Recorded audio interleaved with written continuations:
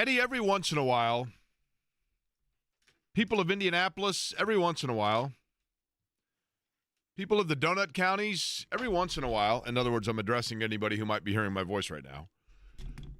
Every once in a while, something is said on this radio program that sticks with me. And I keep hearing it over and over and over. Now, oftentimes, it's something I said because I love me some me. And you don't listen to me. What's that? Exactly. I hate my own voice, I will say that, but I love my own opinions. And I love me some me. But, kidding aside, sometimes things are said that I say to myself, when it's said, I think, oh, okay. And then I keep going back to it. And I mentioned it yesterday. It was I believe it was either the athletic writer that we had from Oklahoma City or the sideline reporter from Oklahoma City. I can't remember which of the two it was, but they were quoting or they were paraphrasing Steve Nash, the former NBA point guard, head coach, etc., that said, in the NBA playoffs, when you win a playoff game, you are convinced you're never going to lose again. And when you lose a playoff game, you wonder how in the world you're ever again going to find a win. And last night, and for that matter, the last 4 minutes of Game 4, it has felt like the ship has taken on all the water. It's the waves are crashing over the side of the ship. The deck is flooded. The chairs have floated away. The dinghies all have holes in them. And you're like, how in the world do we get out of this? And in game number 4, when the Pacers sat there and they were up 12 with 7 to go or whatever it was, and they had one basket in the last 3:23 or whatever the numbers are, everyone inside of that building, including probably Oklahoma City fans, were sitting there thinking, what exactly did I just witness? And the worst fears of everybody from the Indiana standpoint was what I just witnessed was the beginning of the end. And you had to consistently remind yourself, as did I, the series is tied at 2 games apiece. It's 2-2. It's not 3-0, even though it feels that way. It's not 4-0, even though it felt that way. It was 2-2. And last night, going into that game, I think everybody had a pretty good idea. There's just something about home games on the road where the water starts coming over the ship, right? And before you know it, you're sitting there and there's nothing you can do about it, and you've just got to watch the tsunami. And even with that last night, the Pacers had their moments and had their chances. But they now trail 3-2.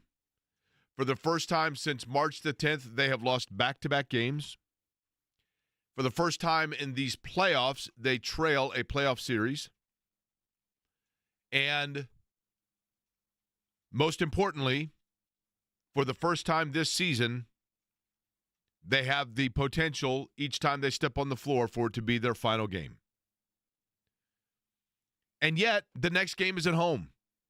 And if they win that game, which is entirely possible, then you go into a Game 7 where you throw it all out there and say, stranger things have happened, who knows? In other words, mathematically, numerically, statistically, all of those things, it is still, their chances of winning it all are probably, 30, 40%, I don't know. But it's not 0, and it felt like 0. It feels like 0. And it's admittedly, for Game 6, there's so much wind out of the sails there, then you have to remind yourself, holy cow, if this fan base in this arena and this team can lift themselves for one game, then you go in. You can't think about Game 7. You just got to say, look, they got one game. They got to win one game. And if they win that, then you take your shot. Yes, you'd like to have home court, but you take your shot. And it is so true that it is so easy to sit there and think, if they just would have held on in Game 4, last night would have almost been irrelevant because it would still be within their grasp on a home court, a win away from a title. Now it's a win away from extending. And it's you have to consistently remind yourself of the fact that they are one game out of, again, tying the series because it feels so desperate now. But that's the ebb and flow of the NBA playoffs, and that's why best of 7 truly it is to win it. And that's why, to be honest, it is such a tip of the cap to the fact that they are in this position and that they are here, because you now get a better feel as just to the ebb and flow and the emotion and the physical and mental challenge of a series. But there is plenty to discuss, debate, decipher, and unpack from last night. And we'll begin with the elephant in the room. I was in college. Yes, I often reference things from the past, but what do I always talk about? Precedent, right? I was in college. I remember it like it was yesterday. In the Final Four, Minneapolis, Minnesota. Indiana's last great push, and I was there when Todd Leary came in and hit not one, not two, but 3 threes in the close of that game and was hot as a pistol. And Indiana went from written off to, holy cow, if they can get a stop here, they've got a shot. And I keep hearing the words of Max Skirvin, who was the color analyst for Don Fisher at that time and had formerly been the voice of Indiana basketball, when talking about Todd Leary after the last Duke called a timeout when Leary hit his 3rd three. And Max Skirvin said, well, you second-guess yourself now. Why in the world didn't he play more in the game? But you go with the players who have brought you here. And last night, in the 4th quarter in particular, and when Rick Carlisle finally waved the white flag and Johnny Furphy came in, and T.J. McConnell had been a savior in that 3rd quarter. T.J. McConnell saved the Pacers from being blown off the floor and completely humiliated and embarrassed, and he gave them a puncher's chance.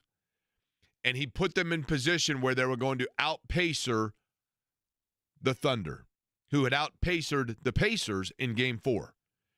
And you thought, it's down to 2. They are going to do what they do. They have been down. They've taken the punches. They've been on the ropes. They've been down 10. They've been down 11. They've been down 14. They've been down 17. Like, they've been down, and now here they come back once again. And again, they're going to be Rocky getting up and Apollo Creed staring, saying, you've got to be kidding me. And yet, in that 4th quarter, you can second-guess yourself and say, why wasn't he on the floor? But you go with the players who have brought you here. It's not to say T.J. McConnell's not one of those players, but you get what I'm saying. Last night, and we will talk plenty about this over the course of today, but Tyrese Halliburton was bad. Was he hurt? And I get what Stephen A. Smith said, and I know a lot of people took that the wrong way when Stephen A. Smith said, I'm glad he's hurt. What Stephen A. Smith meant there was not, I'm celebrating player injury. And listen, I'm no fan of Stephen A. Smith. I'm as exhausted by him as anybody else, and the guy's ego has become ridiculous. But what he was saying was simply, yes, if he's injured, I'm glad there's an explanation for why this play has been such a drop-off. I'm glad we have a reason to understand why it is. Because clearly Tyrese Halliburton, who is a very, very gifted player, for him to go 0 for in a game and be really a complete non-factor, There has to be a plausible reason. And so that plausible reason, one would assume, is injury. But while not knowing the extent of the injury last night, I totally understand, even though it's easy to second-guess yourself. But if you're Rick Carlisle, you go with the players who brought you here. And when you look at this run and you look at the games that they have stolen or the games where they've fought their way back in, it has been Tyrese Halliburton that is the catalyst in that. And even if Rick Carlisle knew that he has a strained calf, and even if Tyrese Halliburton knew the extent of how bad that calf was or whatever the injury may be, what they knew is that last night, Oklahoma City didn't know the depth or the severity of said injury. So as long as Halliburton's on the floor, you got to pay attention to him in that moment last night.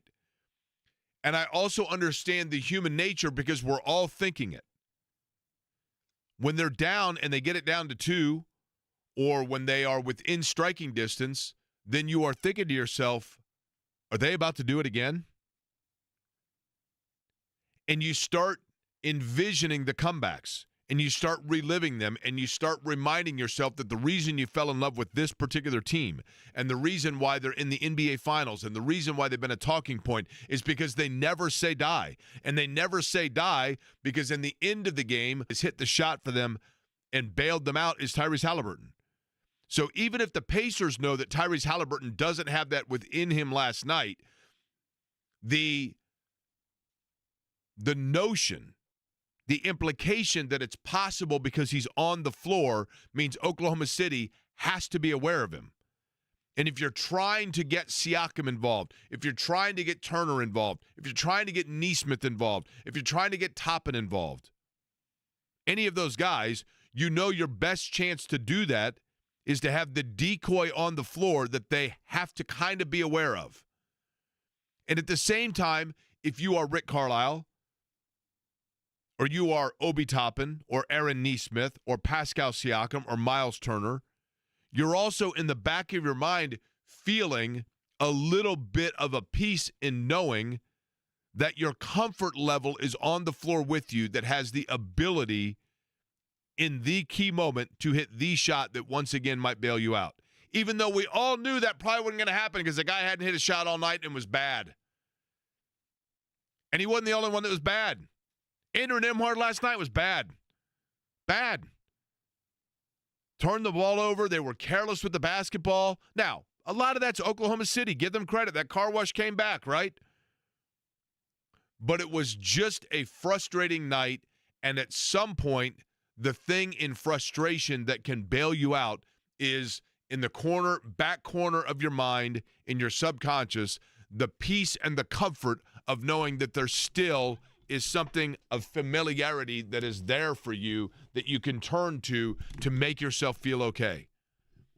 And unfortunately, it came at the cost of T.J. McConnell being on the floor. I know Rick Carlisle said that T.J. McConnell was fatigued, and that's why he took him out. I get it in that moment. But at some point, you probably should have gone back to it to try to jumpstart that energy again. But by the time they probably would have done that, it had already gotten away from him.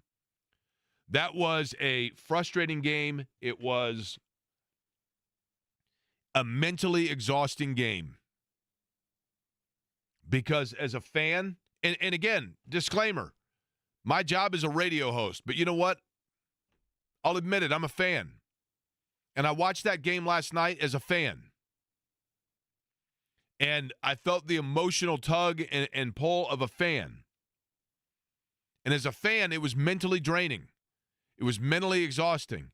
And by the end of it, you were saying to yourself, man, do I have the energy to get up and go to Game 6? But as a team, you don't have a choice. And what you have to hope now is that the Indiana Pacers have the mental strength, the maturity, the fortitude to come back in Game 6, win that game, and then you go back to Oklahoma City and you push all in.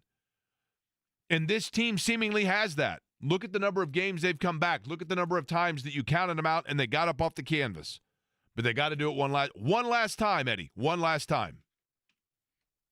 I thought it was a very, very hard decision for Rick Carlisle last night, and that may be different than what everyone thinks about putting TJ McConnell in, because it's easy to put him in when you're seeing Andrew Nembhard play like crap. But think about it from a defensive perspective, too. Like, they couldn't stop Shai Gilgeous-Alexander. They couldn't stop Jalen Williams. And if you're putting TJ McConnell out there with Tyrese Halliburton, who's guarding Shai Gilgeous-Alexander, who's guarding Jalen Williams, that means you're having Nesmith guarding one of the two, then the other one's just going to exploit the other matchup.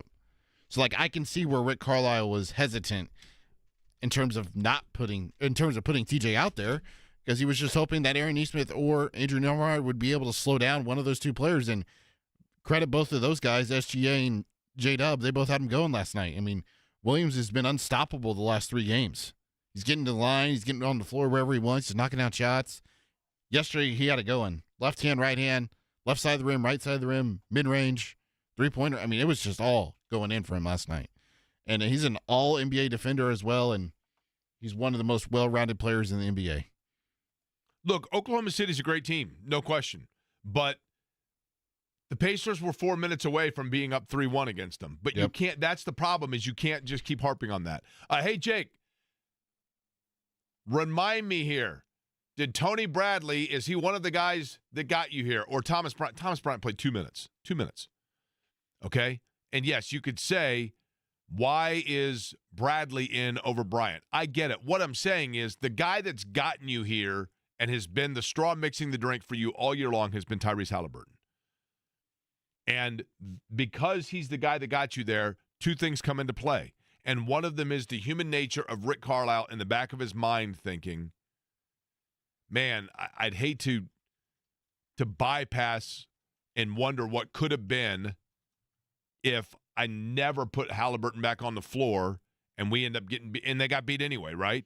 But the possibility of the lightning in a bottle, but more so the possibility of Oklahoma City thinking that lightning in a bottle may strike and having to pay attention to it. In terms of Tony Bradley, and this same thing happened in the New York series. There are certain times where I just think that they feel that Bradley, in terms of his strength, Bradley is there for 2 reasons.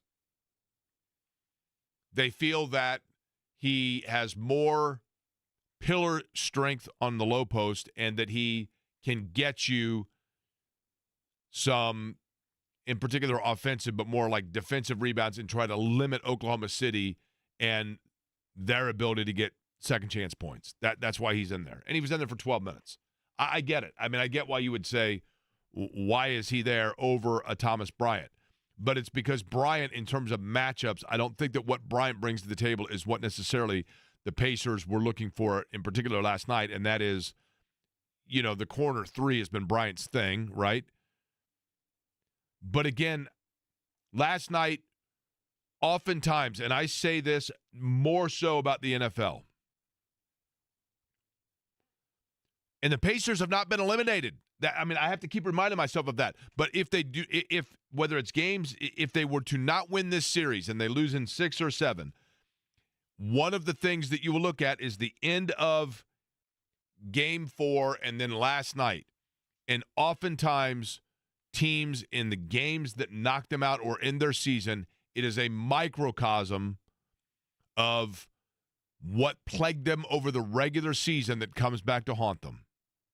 And last night, the microcosm of that, one of those things would be, as much as I hate to say it because he is a wonderful player and is going to be the face of this franchise for a long time, and in multiple areas is no other person you would want more so. And I do think that the injury is absolutely a factor and a reasoning. And in the words of, to paraphrase the Stephen A. Smith misquote, I certainly hope that's the case. Not that I hope he's hurt. I hope that's the reason why. But if there is one thing that you had to nitpick about Tyrese Halliburton over the course of a year, it's the fact that he is prone to a Houdini act. He is. The one thing that separates him, all the talk about, is he a superstar? Of course he is. Of course he is. He's a star, no question. He's in the NBA Finals, and he's the talking point, and he's the focal point of a team that is still, even with the way you feel backed into the corner, is still on the brink of a championship. They are one of only 2 teams in the National Basketball Association who still has that possibility of winning one this year. But with that, there have been games over the course of the year where how many times have we done a show, Eddie, where we are asking the question of what's going on with Tyrese Halliburton? A lot, but Jake, we also have to mention this. Like, we can talk about how he's disappeared and how he's not played well, but that's just typically how he's played against Oklahoma City. Like, they have so many different guys they can throw at him. They can throw Jalen Williams. They can throw Shai Gilgeous-Alexander. True, they can throw but never Cason to that Wallace. extent, right? They can throw Lou Dort. They have limited him for sure, but I mean, he was completely shut down.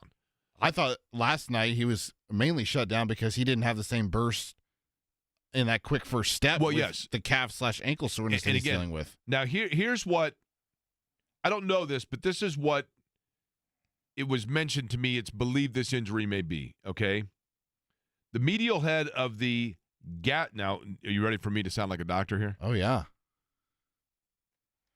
The gastrocnemius muscle. I'm just going to go with gastro muscle, even though that sounds like stomach. It's one of the 2 heads that form the such and such muscle, located in the back compartment of the calf. It originates from the medial femoral condyle, a bony prominence on the thigh bone, while the lateral head originates from the lateral femoral condyle. I'm probably missaying all of these. These 2 heads converge to form the main muscle belly, which then connects to the Achilles tendon and the heel. So this is in the very back of your calf. It's basically, this is the spaghetti bowl. This is the I-65 and the I-70 coming together, right? Like right there in downtown, connecting through downtown. So the downtown is your calf. That little area, the spaghetti bowl, apparently that's what's hurting the back of Tyrese Halliburton. He has some sort of soreness in that back part of his calf, and that is limiting, to your point, Eddie, his burst. And I don't know that that's the diagnosis, but that seemingly is the one that is the most possibly linked to what's going on when he says a lower calf or lower leg thing. And last night he said, I don't know that it's the same lower leg thing, but it feels like the same lower leg thing that I had the other day. I also understand from Tyrese Halliburton's in a tough spot. He's in a tight spot. There are 2 things that are tight right now for Tyrese Halliburton. One is his calf. The other is the spot he's in.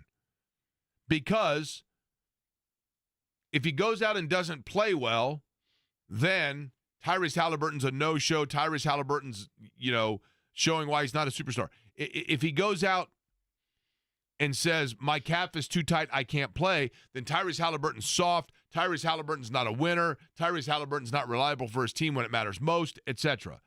It's a catch-22. And for one game, Rick Carlisle had to go with the decoy aspect of it of, at the very least, I have him out there because I might know he's limited. He might know he's limited. The TV broadcast has mentioned the possibility that he's limited, but nobody knows to what extent, including Oklahoma City. So I'm better off having him out there as twofold. One, just because you got to pay attention to him, and the other being, what if, in fact, there is something in there? Isaiah Thomas, when he rolled his ankle against the Lakers and all of a sudden caught fire and was out there hobbling around on one foot. Sometimes it happens to guys where you get this like burst of this adrenaline that overcomes it, and you catch lightning in a bottle. And if you're Rick Carlisle, you're like, I'm going with those odds. I get it. But McConnell was tough as nails last night. He was tough as nails. And yes, he only played 22 minutes, but the 22 minutes that he was there were full bore, 100%, flat out, pedal to the metal. And I understand why that might have worn him out. I do. And I understand why you get away from that. And sometimes coaches, when they take a guy out, quite frankly, watch Rick Carlisle in the course of a game. Rick Carlisle has, between the trainer of the Pacers and, he has different people whose job it is to come remind him sometimes of who's in or who's out, or who has fouls, who's there in the waiting. And then Carlisle will turn around, oh, that's right, and then call that person in. Because there's a lot of moving arrows when you are standing on the sidelines coaching a basketball game. And I understand sometimes why. And yes, Rick Carlisle, it's his responsibility and job to be aware of all of those things. But I also understand in the flow of a game, he's sitting there trying to go with the flow of the game. And if he puts McConnell back in and fatigue is a factor and then Halliburton doesn't get back on the floor and the same result happens, then what are we doing? We're leading the show today talking about how it's insane that Tyrese Halliburton wasn't on the floor because he's your superstar that bailed you out a million times. It's a catch-22, right? I thought what really did him in was subbing out Pascal in the fourth quarter. Like, I get that's the rotation, but you're down 5-7 points, and he's the guy that scored 13 of your first 14 points in the fourth quarter. He was your offense to that point, and you sub him out, and you bring in, I think it was Obi, you bring in Nimhard, and then next thing you know, boom, it's up to 16, game's over. Right. I mean, the guy that, and listen, I know last night he was better, but and it's nitpicking by me, and maybe I picked on this guy too much. But the player that I feel like has not been as consistently involved as he needs to be, and I don't even mean from a scoring standpoint, but just from an energy and movement standpoint, is Siakam. Because I think if Halliburton can't go, that's the focal point of your offense. And in particular, the last 4 minutes of Game 4, I just felt he was too stagnant. But that's probably me nitpicking. Chris Denari going to join us coming up just a couple minutes. Television voice of the Pacers. We'll get his thoughts on all of it. Stephen Holder at 1 o'clock. Scott Agness, 2:30. Loaded show to talk about everything that happened last night. And again, I want to remind everybody, because we're going to talk about it, with Game 6, Eddie, it's still in play, man. Like, don't totally cancel the parade just yet. But I don't know that you start bringing the bleachers out on Pennsylvania yet either. I don't know. I'm torn. It's like Halliburton, in or out, in or out. That's kind of where my mind is as well. Denari next.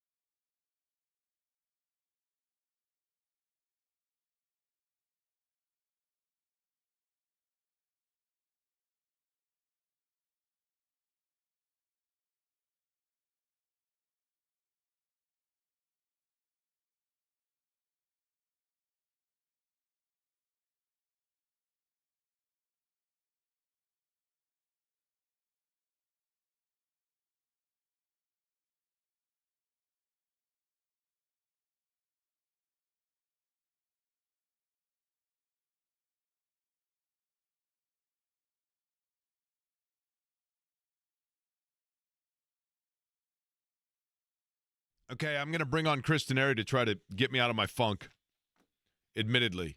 Because I keep going back to it, guys. I've got this yin and yang in my – it's like in the movie Animal House. Eddie, you ever seen Animal House? Nope. At one point, the guy's got like the little devil on one shoulder and the little angel on the other, and they're going back and forth with them. And I'm going back and forth in my mind because I'm like, they lost their opportunity with 4 minutes to go in Game 4, and it's over. And then the other side of me is like, but it's just 3-2. It feels like they're down 3-0, right?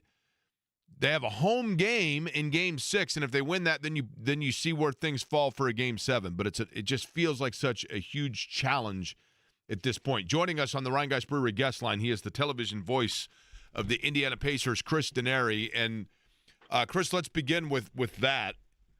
The mental challenge or hurdle, if you will, of not focusing on the fact that this is an elimination game if you don't get it, and just trying to focus on a single game.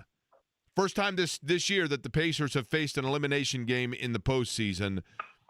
How big a challenge, or how much is that, do you think, talked about with them, of just one game at a time versus, what is the actual approach, do you think, for Rick Carlisle and his staff to the team? Well, I think that's it, Jake. It's one game at a time. I mean, they've done that really, I think, since, Rick returned. I mean, that's sort of his focus. He's not one to really look backwards. He's one to look forward, and that's what they have to do. And it's a different series than a year ago, but I remember in the Eastern Conference semifinals, the Pacers went to Madison Square Garden and got blown out in Game 5, came back and won Game 6, and then surprised everybody by winning Game 7 to go to the Eastern Conference Finals. So you're right. Even though the last two games, disappointing, letting one get away in the final 2-3 minutes in game number 4, and then last night, really never, you led early, I think 7-4, and fell behind and crept within 2, but you were fighting uphill most of the night.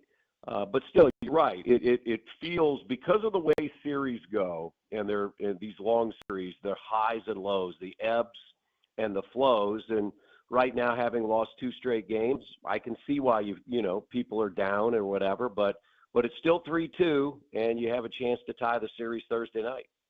Okay, Chris, let's begin with the obvious here, I guess, and that is Tyrese Halliburton.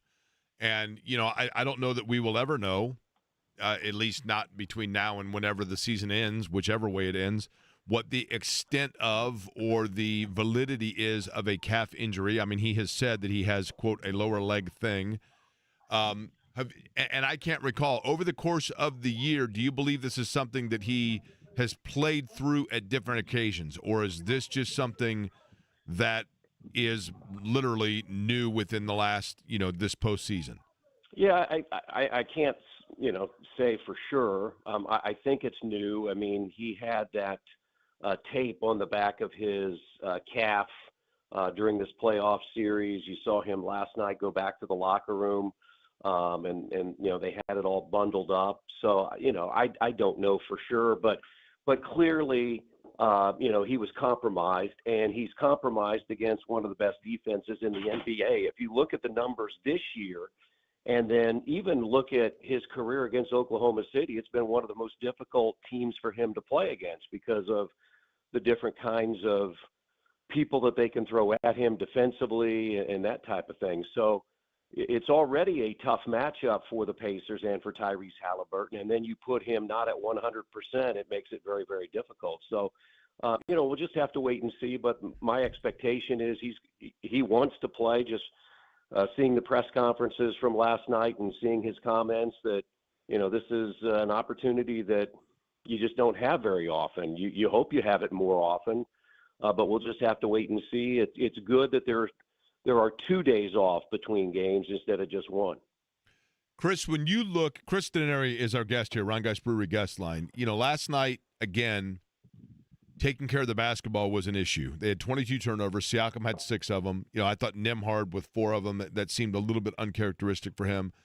I realize that a big part of that you've got to – I mean, this is Oklahoma City. This is what they do, right? It's why Oklahoma City won 68 games. It's why they are the favorite to win the NBA title because they are a historically elite defensive team. I don't think that's an overstatement. But you would like to see better play if you had to pick it, Chris, aside from Tyrese Halliburton. The player who really needs to elevate for Indiana would be who? Well, it's a great question. I mean, I thought, last night Neesmith hit some threes, timely. You'd like to see a little bit more out of Nembhard, no question, not turning the ball over. I think what happens to this historic defensive team is it's not just physically what they do to you, it's mentally. And, I just thought guys made some uncharacteristic plays that they don't normally make, but then I'm thinking of who they're being defended by. This is not, XYZ team in the regular season that you can get away with things like that. You can't do that against Oklahoma City. So I think it starts with your primary ball handlers. The one thing about the Pacers, though, Jake, is it's not just a ball-dominant player that has the ball all the time. As good as Tyrese Halliburton has been taking care of the basketball, the Pacers are at their best when the ball moves and it's in different hands. So with that, you have the potential for turnovers. And, that's just something they're going to have to clean up. I mean, if you look at the numbers from last night, Oklahoma City only shot 42% from the field, but they did shoot 42% from three. They're very good at getting to the free throw line. The number one glaring number that sticks out are the turnovers and the points off turnovers. You just simply cannot give Oklahoma City that many points. They're like free points because they really don't have to work against your half-court defense. Most of those points came in transition because they were live ball turnovers. Chris, last night, Jalen Williams, that was really a career night for him as well. And we're talking about, an all-NBA level performer. But Indiana needs to do what differently or adjust what before Game 6 in terms of trying to limit Williams?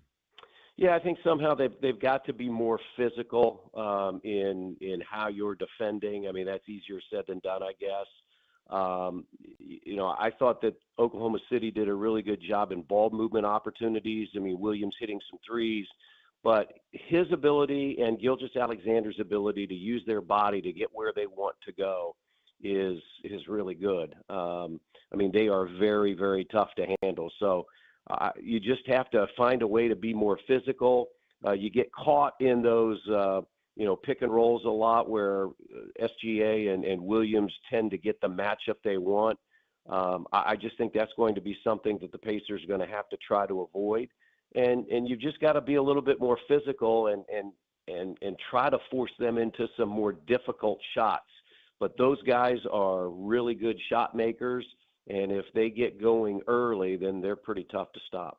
Chris, were you surprised that, and he's a guy that has been used in the postseason in different spells, more so than regular season. Obviously, he was a late acquisition. Were you surprised at the number of minutes that Tony Bradley got and the timing of those minutes last night? Well, not really from the standpoint that even though he hadn't played much, I think Rick Carlisle was looking at some way to neutralize Hartenstein because his ability on the offensive glass was creating some problems for Indiana. I thought Tony did a pretty good job. He hit his free throws, hit a couple of baskets, gave the Pacers some points that they needed at the time.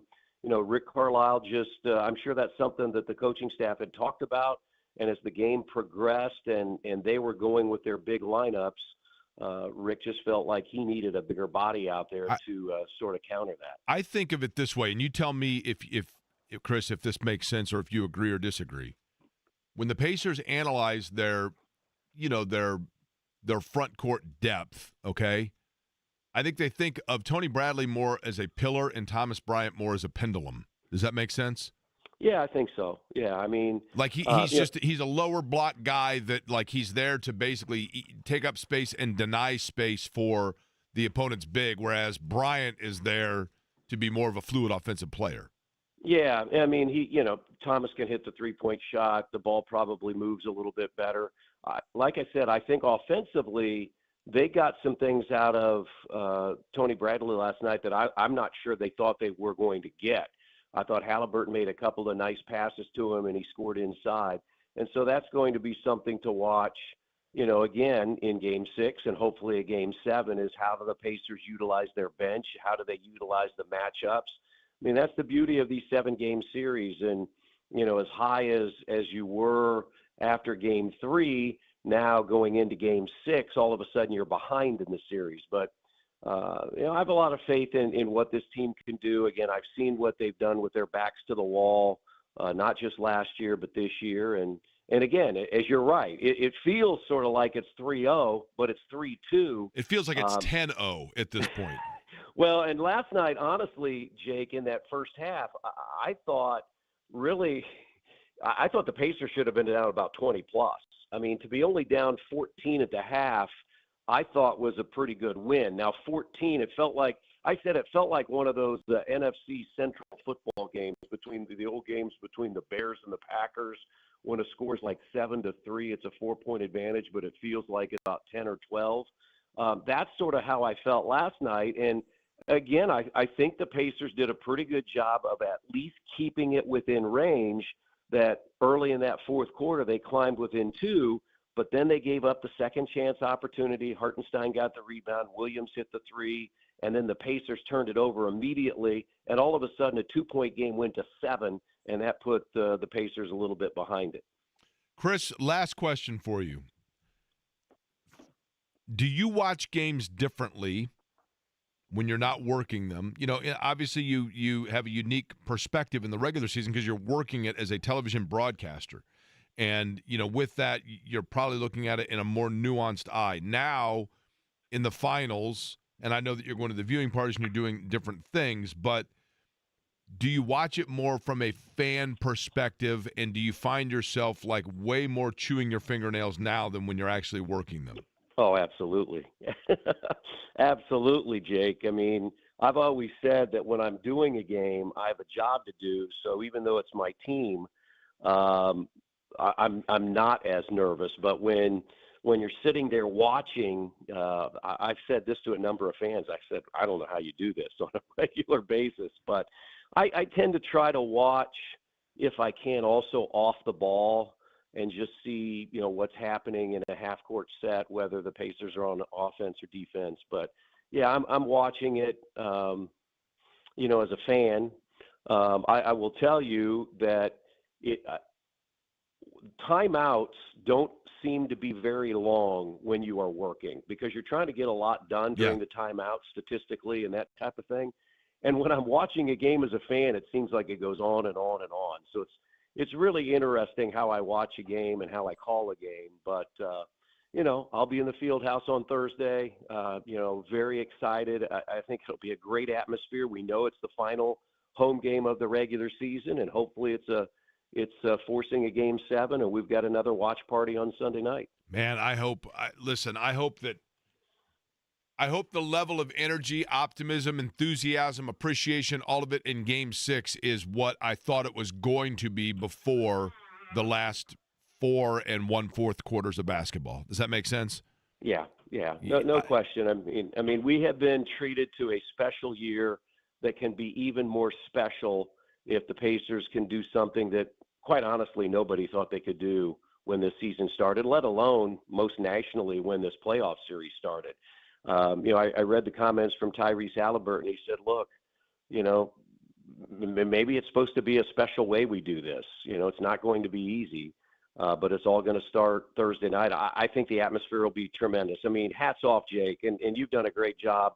Again, having grown up here, you're in the media, but you know how important this is to the city and to the fan base.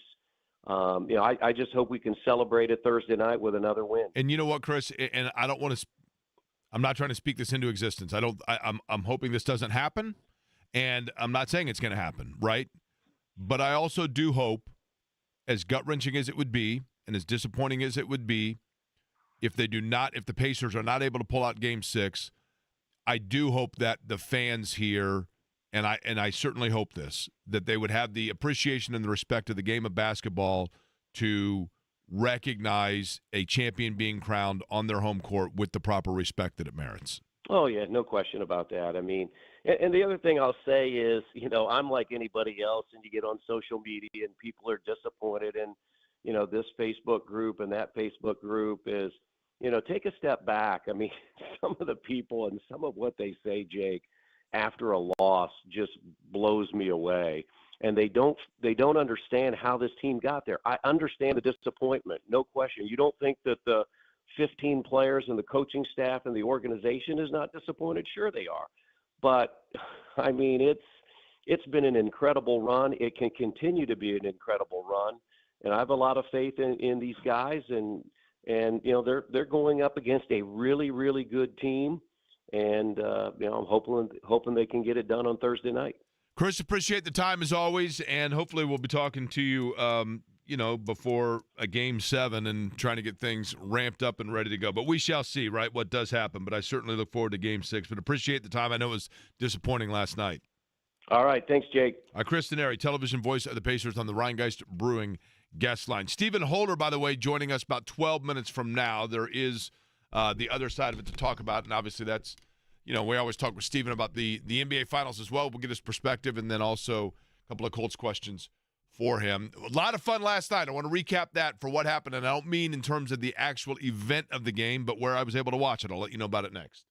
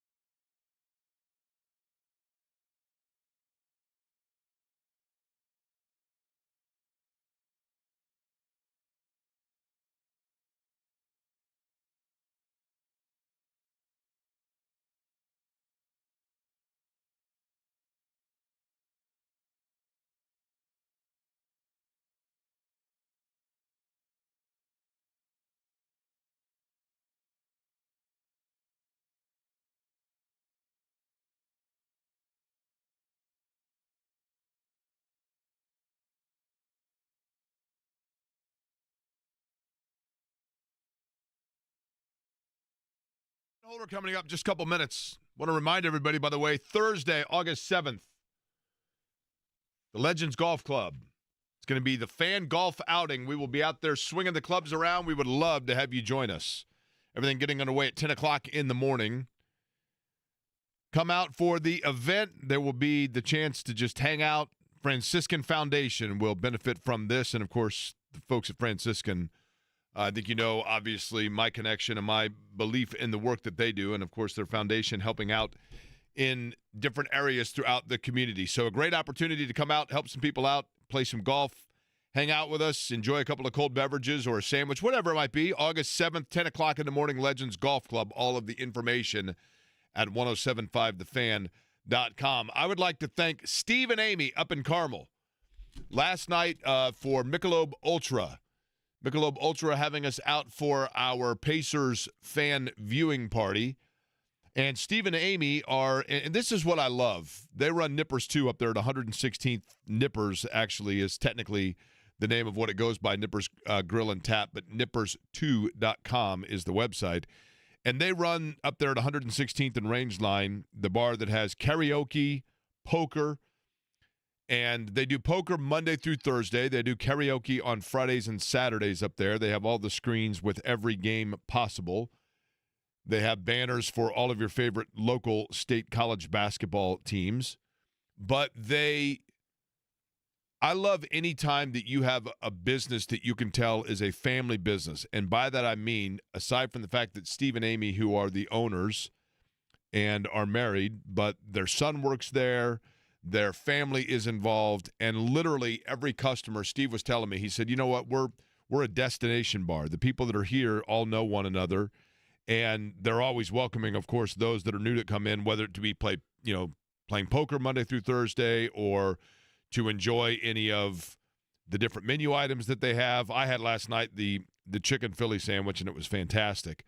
But I just love a place where it's like Cheers. Everybody knows your name. And you could tell as I mentioned last night, the camaraderie of the client base, the customers that were there, and everybody was welcoming and totally cool. And Steve and I just sat there and talked and, just about Indiana and growing up in central Indiana and going to Pacer games and everything else. Just good people, a really good time, and a great spot up there at 116th and Rangeline at Nippers. So I would like to thank them and Michelob Ultra as well, and Michelob Ultra Zero for having us out last night. Stephen Holder, ESPN.com, other side.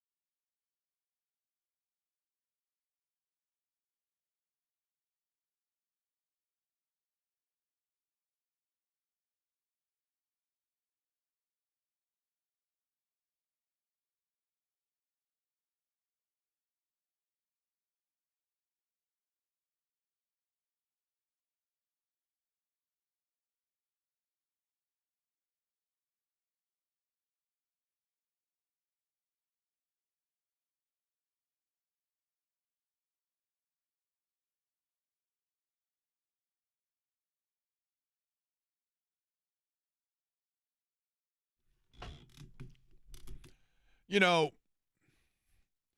Stephen Holder has a very, calming demeanor about him. He's kind of a placid guy, right? Never too high, never too low. Pretty even-keeled dude.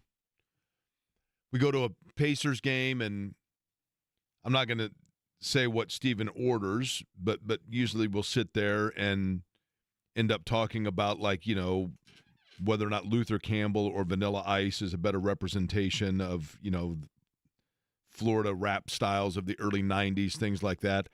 So I think it's fitting to have Stephen on today because, Eddie, I'm not going to lie to you. I didn't sleep a lot last night. I'm irritable, and I feel like the Pacers are down 12-0 in a best of 13. Which, if it's a best of 13, I guess you'd only have to win 7, right? Well, I know Pacers don't serve Rheingeist or Surfside, unfortunately. So my guess is he's going with a Diet Coke because those are perfectly sufficient, right, Jim? They are. Diet Cokes are perfectly sufficient. That is correct, yes. But he's on the Rheingeist Brewery guest line right now, Stephen Holder from ESPN.com. Stephen, talk me off the ledge. There's a home game still for the Pacers, and then they force Game 7, and in a Game 7, anything can happen, right? I mean, in theory, yes. Okay. So That's I reassuring. guess Thanks.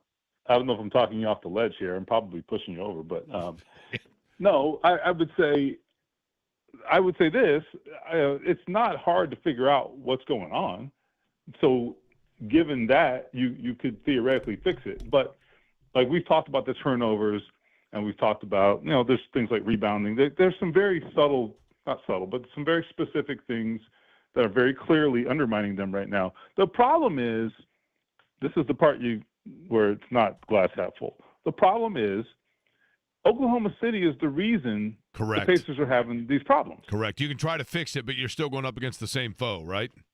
They're the problem. The problem isn't the Pacers. The problem is the Thunder.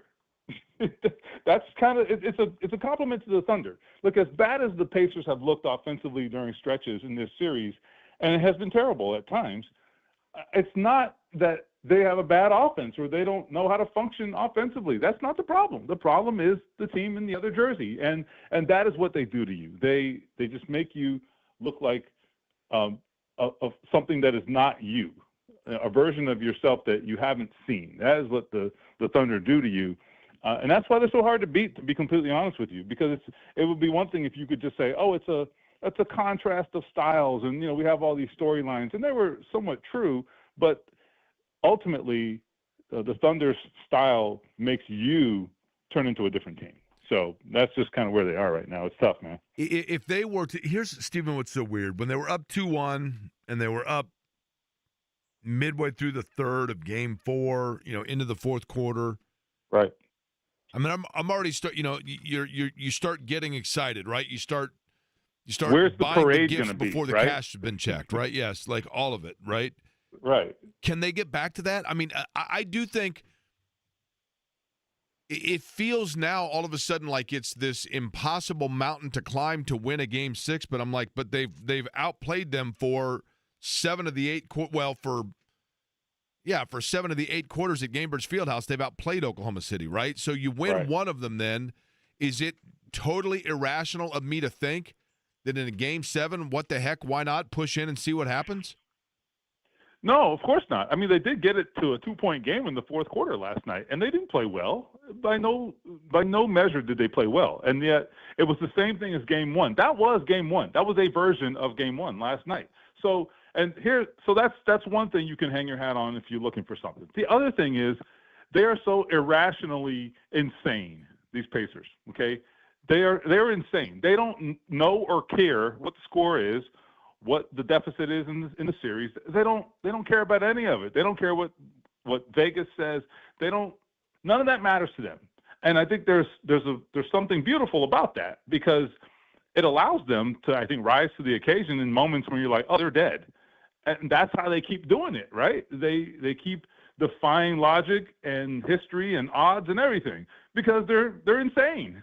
So in the best possible way. And I think that is the one thing or another thing that you can kind of look to and say, well, this thing ain't over. And it's not over, okay? It is not over. Again, 2-point game in the fourth quarter last night. Let's say you give them a slight edge coming home Thursday. Of course, the Halliburton situation is the X factor. I don't know where that's going to go, but let's say they win Thursday. It's a toss-up game. in Game 7. And again, as bad as they played last night, they could have won the game. They didn't have enough to finish. So I don't know. I don't think it's not over, but they got a tough road to climb. Stephen, I would like to know this. Which do you, Stephen Holder of ESPN.com, who's on the Rhinegeist Brewery guest line, which do you consider to be more likely? Okay? Sure. Is it more likely that the Indiana Pacers still go to Oklahoma City and play in a Game 7 with a chance to win the NBA title? Or is it more likely that the Indianapolis Colts start week 1 with a quarterback under center that they drafted? Man. Well, I think the answer lies in what you laid out a couple of minutes ago, which is at Gamebridge, the Pacers have outplayed them about what we say, 6 or 7 of the 8 quarters so far in that building. So I think that is very tangible evidence that they can get this done. The problem with the quarterback you're referring to, which is Anthony Richardson, the quarterback the Colts drafted, who was in a battle with Daniel Jones, the quarterback they did not draft, but signed as a free agent. The problem there is that the available evidence on Anthony Richardson is so mixed that you can't bet on anything, right? And that's the problem.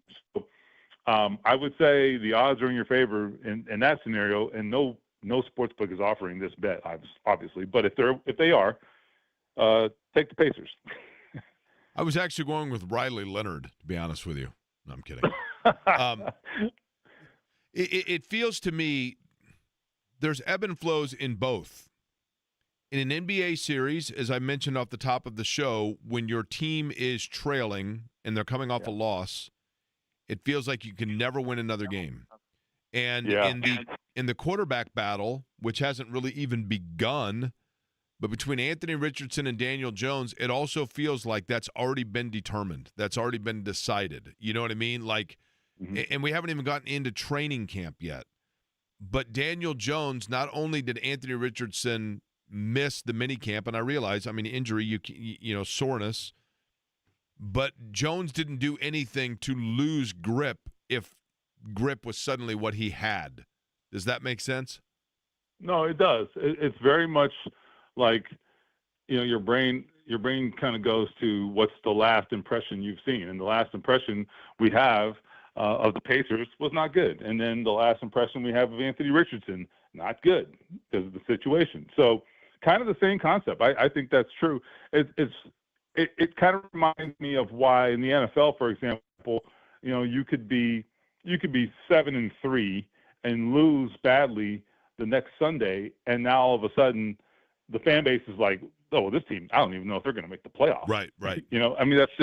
That's just how our brains work. And maybe that's why sports is great. And so that's why, when the Pacers have a swing and go back the other way after getting beat down, they come back and win a game at home, you feel like, oh, man, this is amazing because you didn't expect it, right? So I don't know. It's maybe that's the fun of it. I don't know. But I would say this, though. I want to be clear. I do think we need to let the quarterback thing play out a little bit because Daniel Jones, I think the thing he has going for him is that he's kind of boring. And what I mean by that is he's never high, he's never low. He's just kind of like, you know what you're going to get, If you look at his career numbers, nothing spectacular. Lower ceiling, easier to trust. Yes, absolutely. But the problem with that is you know exactly what you're going to get, and that's kind of the problem. And with Anthony Richardson, if he can give you a little more consistency, now you have something to think about. And I am not promising that. Okay, he has never delivered on the consistency, but if he can give them a little more consistency, at least then you have something to think about because then it's that we only have one quarterback that can throw the ball 70 yards in the freaking air.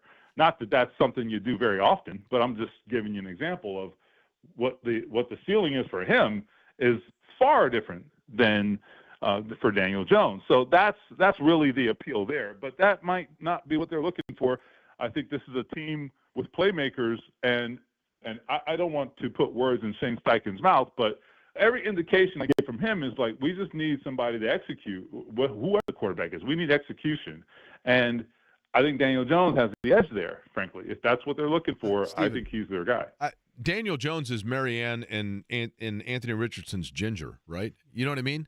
Yeah, I get the reference. Like one's a little more high maintenance, but also you think to yourself, like, I don't know though, like, seductive movie star. I mean, that there's a lot going on there that would be a pretty good reward, but you know what I mean? Yeah, I mean, but that sounds like the girl that gets you in trouble all the time, frankly. But right. But by the way, case in point, right? about 60% of your audience doesn't know that reference. I bet. Well, 40%, you know what? Gilligan is funny. I feel like the reference of Ginger versus Marianne discussion has lasted longer than anybody actually knowing Gilligan's Island. You know what I mean? You're right. Like they know what those two are, but they have no idea what the show is. But listen, all right. I would just say that you and I are in the same age range, and that show was old when I was watching. Correct. No, you're right. Okay, so. You're right about that. But anyway. Look, when you talk about how your brain goes back to what it most recently knew, is that the reason why the Pacers, even if he's not 100%, you have to keep Tyrese Halliburton on the floor because, at least for last night, because your brain tells you that so long as you're within a puncher's chance, he has lightning in a bottle capability, and you've got to have that threat on the floor. I mean, no one has been more unconscious in big moments in the playoffs than that guy, right? So, of course, you're thinking about that. Look, if I need a big play, a big shot at a big moment, we have the guy who's been better at it than anybody else in the NBA this year.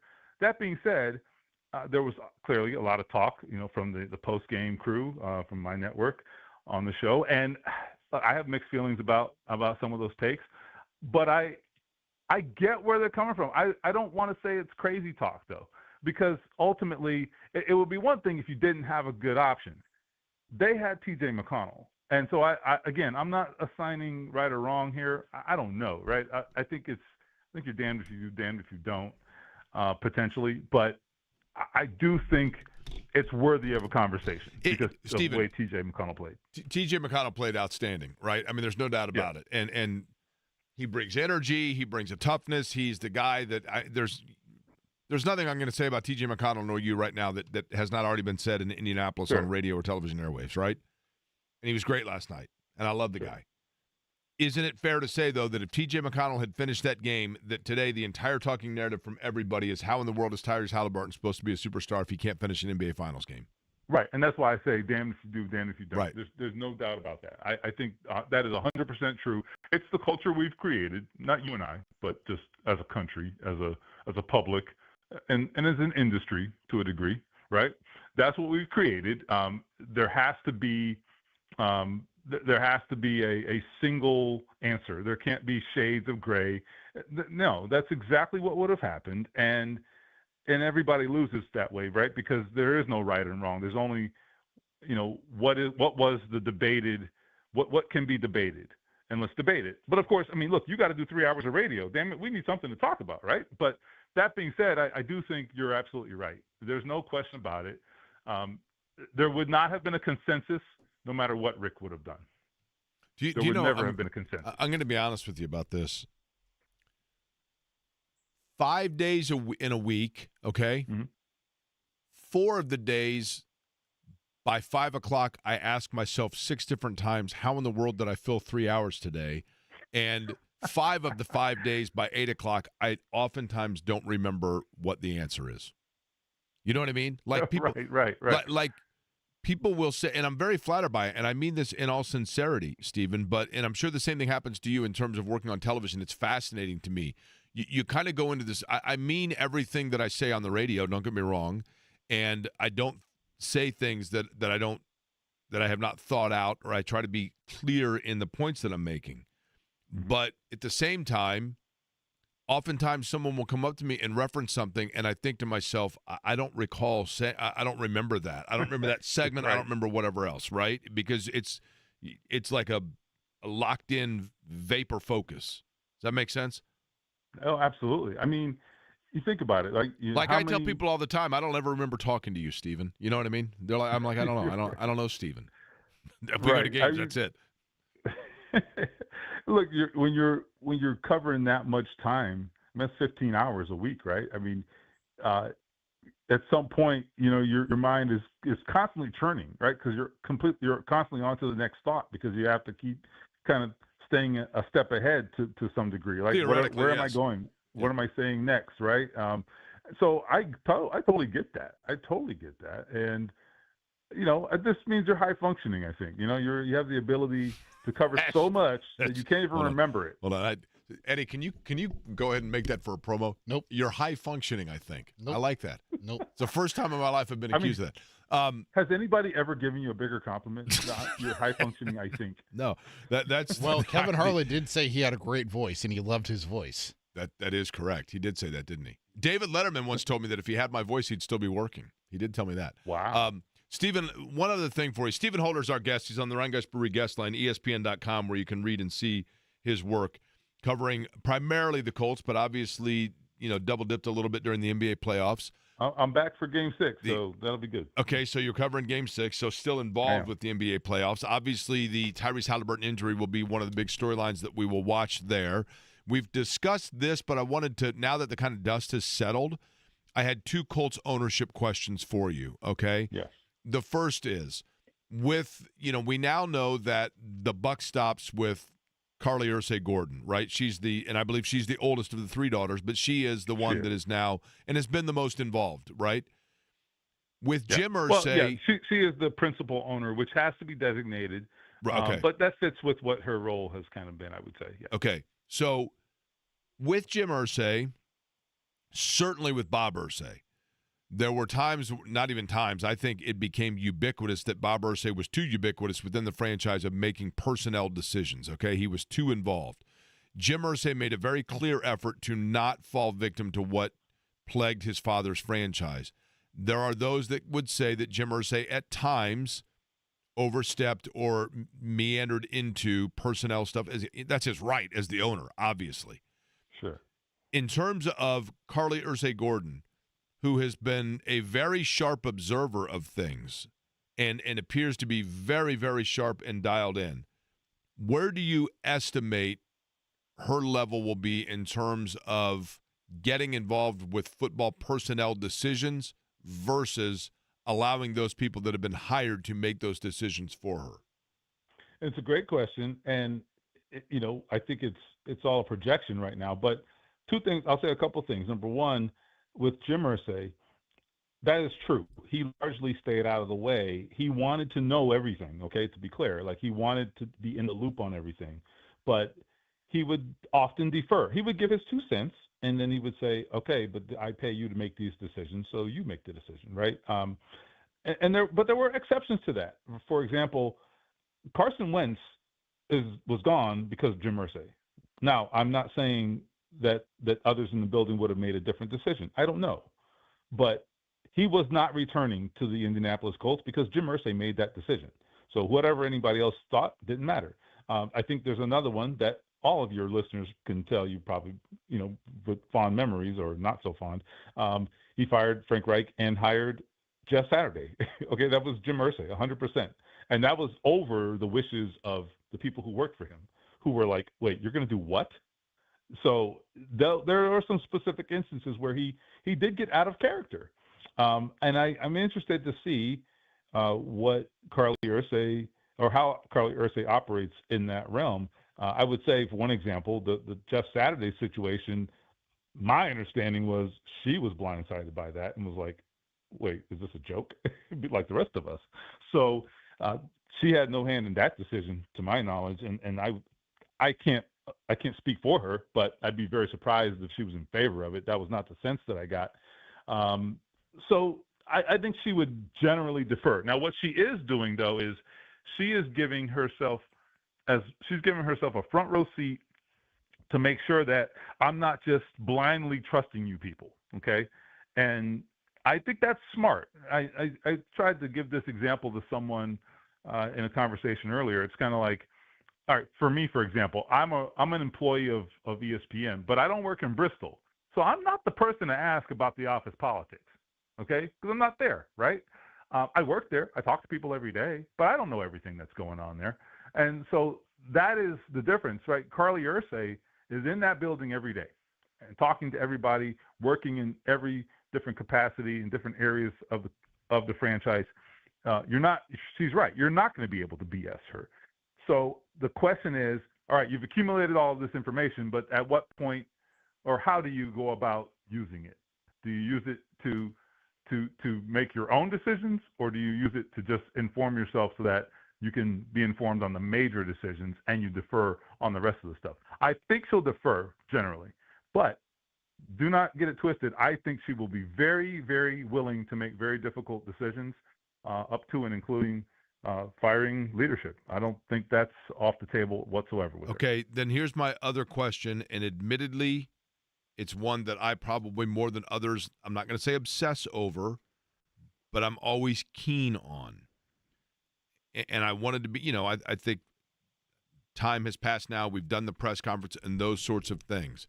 We may never know this answer, Stephen, but are you confident that the proper pieces have been put in place to allow, from a financial standpoint, for the transition of inheritance and the bequeath of the franchise to a new generation of the Irsay family, because of the federal estate taxes that come with that the proper steps have been put in place, that is not going to be a financial issue? Only as far as I know.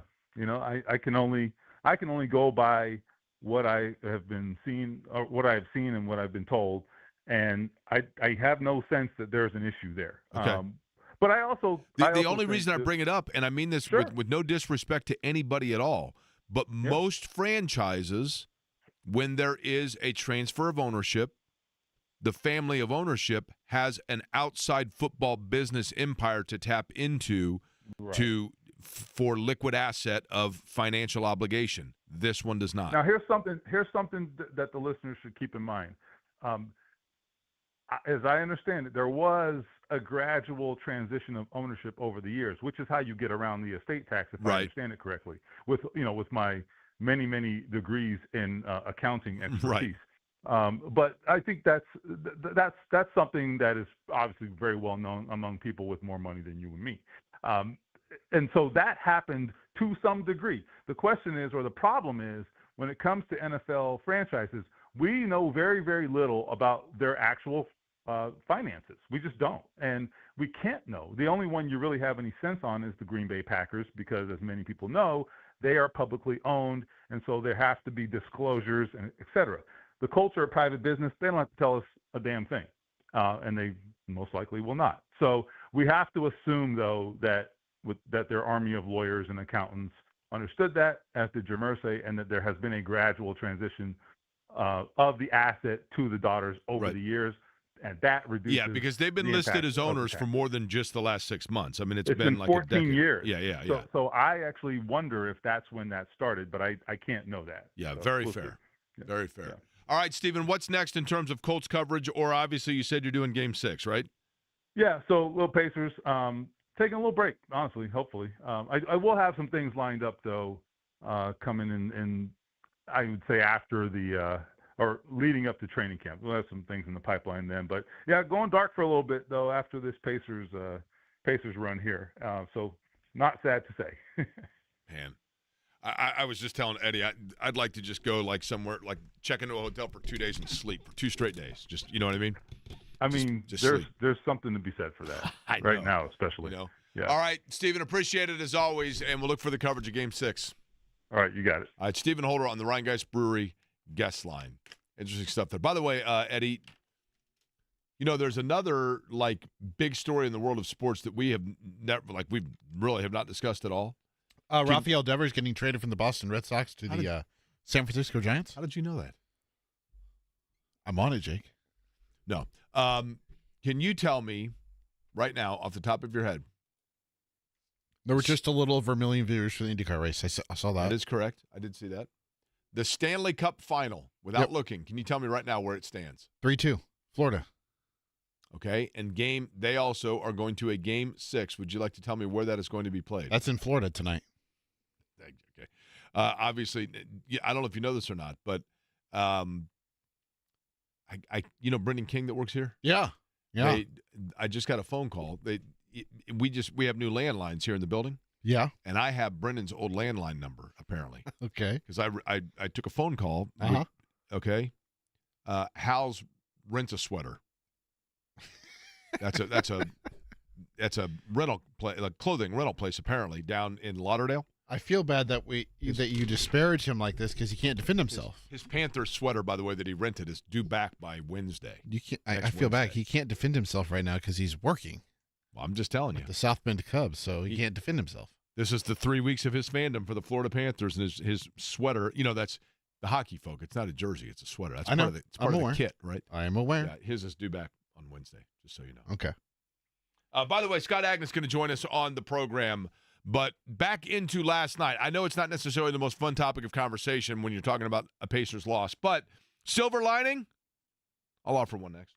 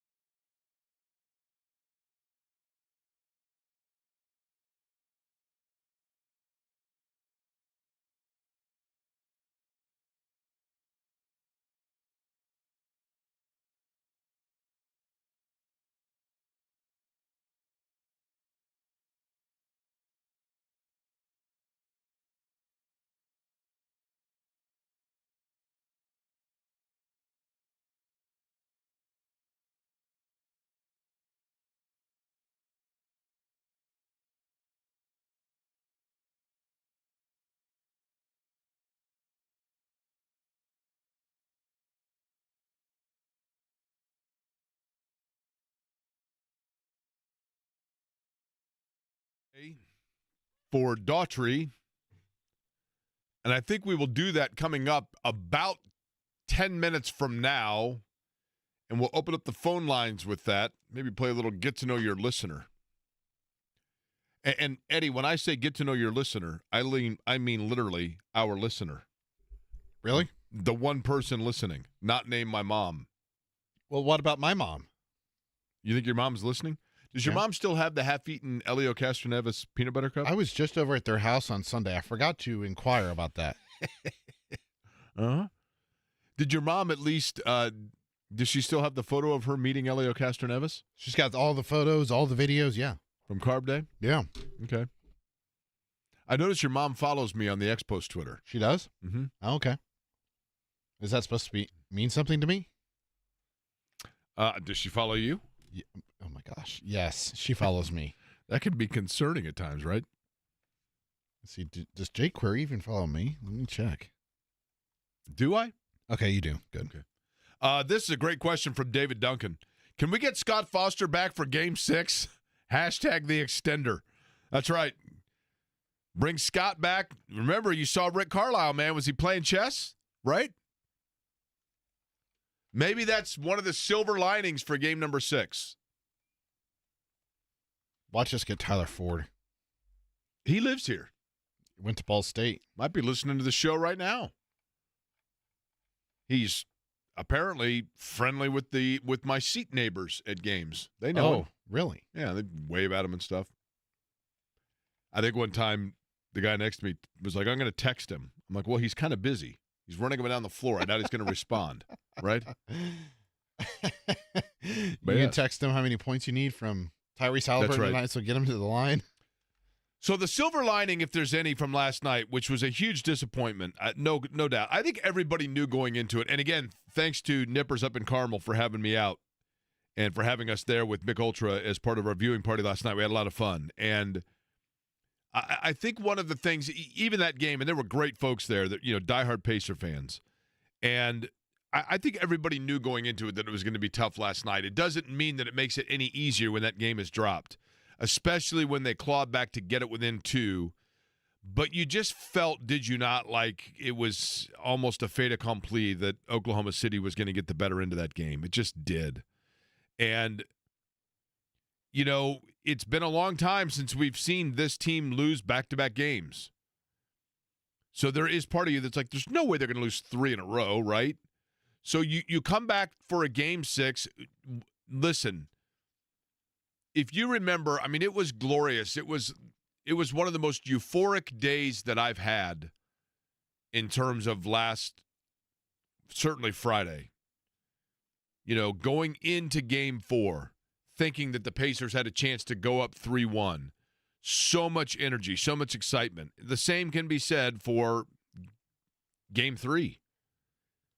A home game, NBA Finals in the Fieldhouse. It was awesome. And certainly you like your chances for the Pacers to get one in Game 6. And when that happens, the gloom that you feel right now is going to be replaced with this upbeat optimism again of, holy cow, they just need to win a game to win the NBA title. But they've got to win Game 6. And then after that, you push all in. I mean, the pressure kind of falls on Oklahoma City at that point. You're on house money when you go back there. But if there's one thing to be optimistic about, certainly the health of Tyrese Halliburton is a major concern. No doubt about it. If he can't move with his regular, and the problem is this is happening with 2 games left. So if he can't go in Game 6, even if they're able to eke out a win, then Oklahoma City's going to know that the decoy factor's gone. And you're lacking then one of your best players, both in terms of what he does on the floor and what he represents, what he symbolizes. But last night they did not play well at all. They turned the ball over twice the number of times than did Oklahoma City.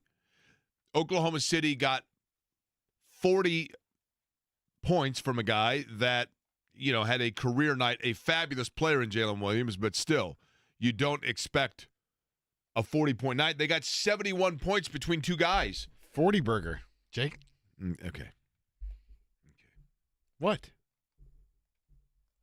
The only time I'm even going to allow for the term 40 burger to be used is if that's something that's on the cluster truck menu, because their burgers are fantastic and fabulous, and they just brought us lunch, as they do each and every Tuesday. We love it. Cluster truck, it's always fresh. You went with Eddie what today?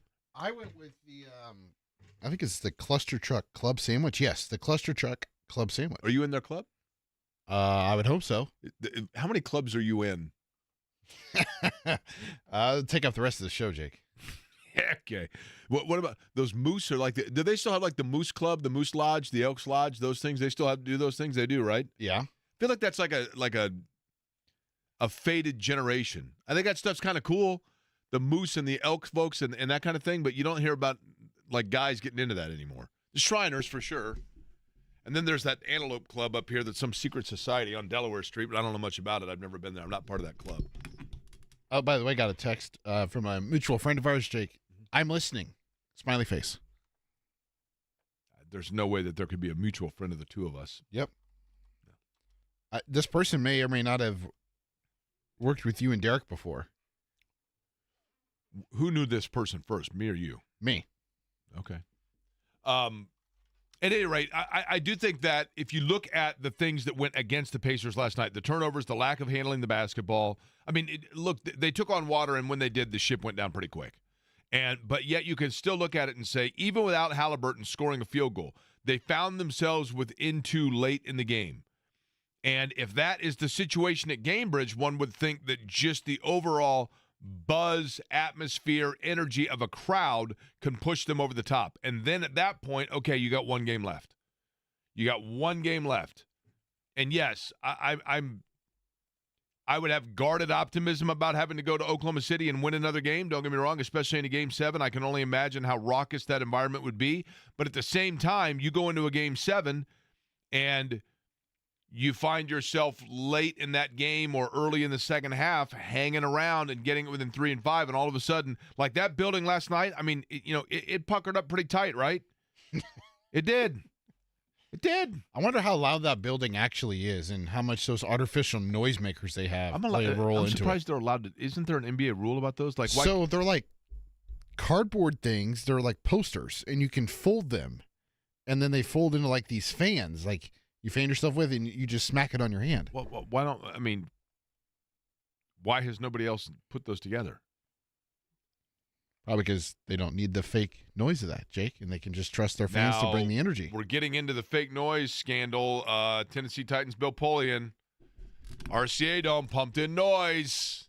There you go, Eddie, bringing up scab wounds of stuff from a quarter century ago. People getting defensive about it. I didn't bring up any They scab didn't pump wounds. any noise at RCA Dome. That never happened. You definitely brought it up, not me. That was all organically loud. All right, Daughtry tickets giveaway. We'll do it next. 239-1070 is the telephone number. We'll probably play a little get to know your listener. This concert will get you all the information on it for the Daughtry tickets. Daughtry tickets, 239-1070, the telephone number.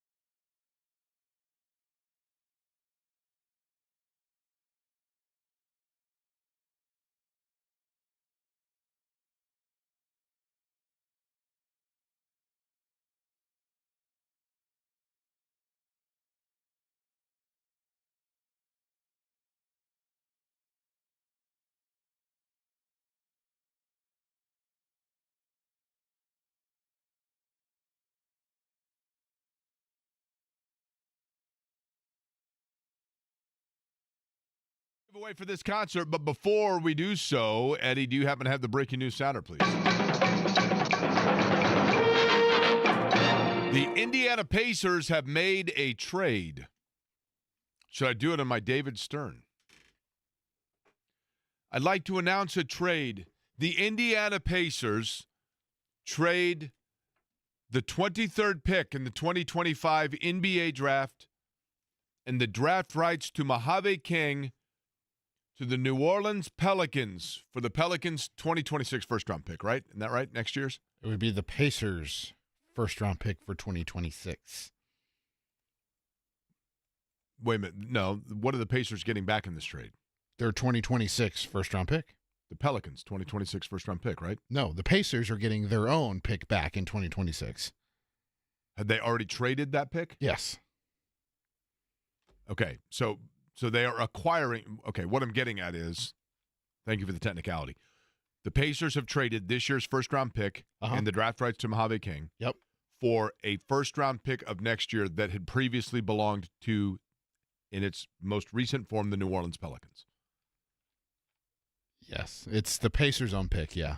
Right, but what I'm saying is bottom line is this. The Pacers have traded away this year's draft pick for a future draft pick because that allows them flexibility in spending, presumably because of clearing space to be able to retain Miles Turner. That's what this comes down to. Perhaps, yeah. Or maybe, Jake, they make a bigger splash. Possibly, but they are, by all account, and going into it, I mean, we've talked about it before, they were coming up with ways to be able to give themselves salary flexibility because they are willing to go into, and yes, Steve Simon, who's one of the owners of the Pacers, has come on this radio show and expressed the fact that it is their desire to maintain Miles Turner. And when I asked if they would be willing to do whatever is possible for that, he said, it is our intention that Miles Turner, and I'm paraphrasing, but he basically said it is our intention to have Miles Turner stay with us for as long as he would like to be here. And Miles Turner has made it clear that he would like to be here. So it is assumed that to retain Miles Turner, the Pacers will have to go into the luxury tax. For those unfamiliar, that is a tax that ownership has to pay if they go over the design salary cap within the NBA. So in order to do that, the first thing that you do is you start figuring out where you can shed any potential salary that you have to pay. And one of those is by not adding a first-round pick to your roster who would have a guaranteed contract. So you buy yourself another year there.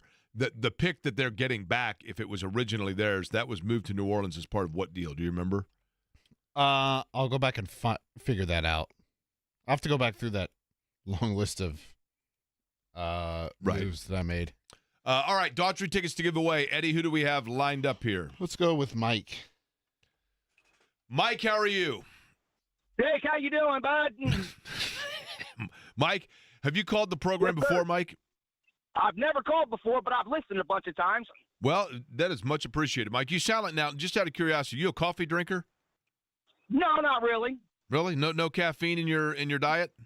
No caffeine. No, just kind of excited to be here on the phone with you today. I heard you mention moose lodges and elk lodges earlier. That's correct, yep.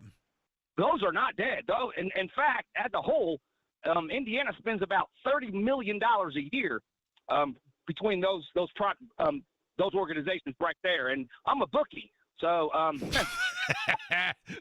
okay, just out of curiosity, Mike, you're do you want to be the official show bookie, by the way? I could do that. Okay. Yeah, I could. So, Mike, just out of curiosity, are you yourself are you either a moose or an elk? I am not a member, no. I'm not technically a bookie. I work for a bookie. 100 years ago, you had bookies on every corner, right? Today, if you want to gamble, you get on the internet, you go to a gas station, you buy lottery tickets. You make your bet fairly quick in today's market. 100 years ago, you kind of had to wait a couple hours. The bookies would come around in the midday. They'd come around in the afternoon. They come around with a set of numbers. You wager them, you get paid the next day. So what I do today, fast forward 100 years, I have a list of customers I visit, all moose, elks, VFWs, American Legion, Knights of Columbus, these places. I see them once a week. I deliver the numbers. I collect the money. Repeat over and over again. Now, Mike, and I don't know, pardon my ignorance and my naivete here, is this legal? Yes. Oh, yes, absolutely. It's all through Indiana Charitable Gaming, right? So Gotcha. it falls Okay. under the Indiana Charitable Gaming tab. Those 7 organizations, American Legion, VFW, Moose, Elks, Eagles, and Knights of Columbus and AMVETS, they spend on a whole about $25 to $30 million annually on paper tickets. Fair enough. Nothing digital. We don't do the digital yet, although it's coming soon. I'll drop a hint. The digital e-tab. Hold on. Eddie, can you do the breaking news sounder real quick? Hang on just a second, Mike. We have breaking news here.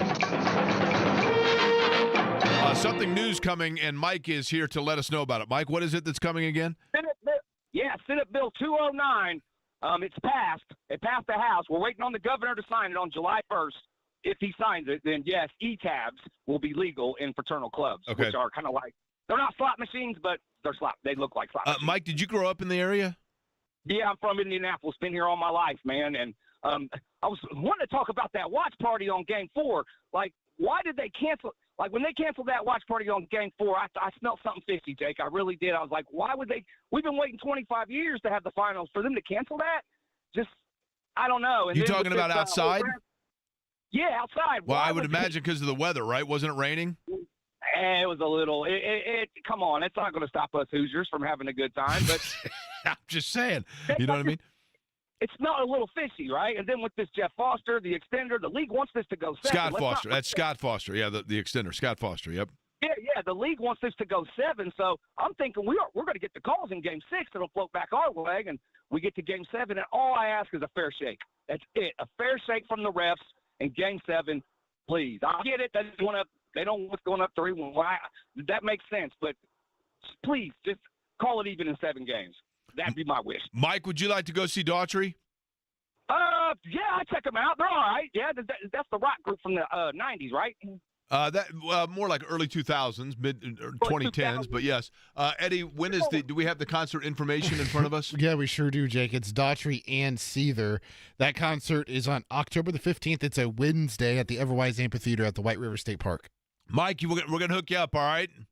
I'm all in, Jake, man. Next time you need a bet, you let me know. But by the way, Mike, do you like the program or is your radio broken? Just out of curiosity. Well, here's the thing about the program. See, like I said, I'm a bookie. I'm all throughout central Indiana. I leave Indianapolis, I can't catch you guys on the AM station. So it just depends if I'm in Indy or out of Indy because I can't hear it once I leave Indianapolis because there's no AM station no more. Well, you can always put it on the app on your phone, right? Oh, Jake, I got so much going on my phone with the yeah. You're running the numbers on the phone, Mike. I get it. I totally get it. I understand, right? Well, let's do it in podcast form after the fact, Mike. But we appreciate the call and appreciate you tuning in when you are. I certainly understand what you're talking about in terms of the coverage map, right? Eddie, I noticed you're wearing the 107.5 The Fan golf shirt today. Is that because you're preparing for the golf outing on August 7th at the Legends Golf Club, or did you have some sort of a photo op today? No photo op. Just wanted to look nice today. Feel good, You look very professional. Thank you. Starting to look very mature. Thank you.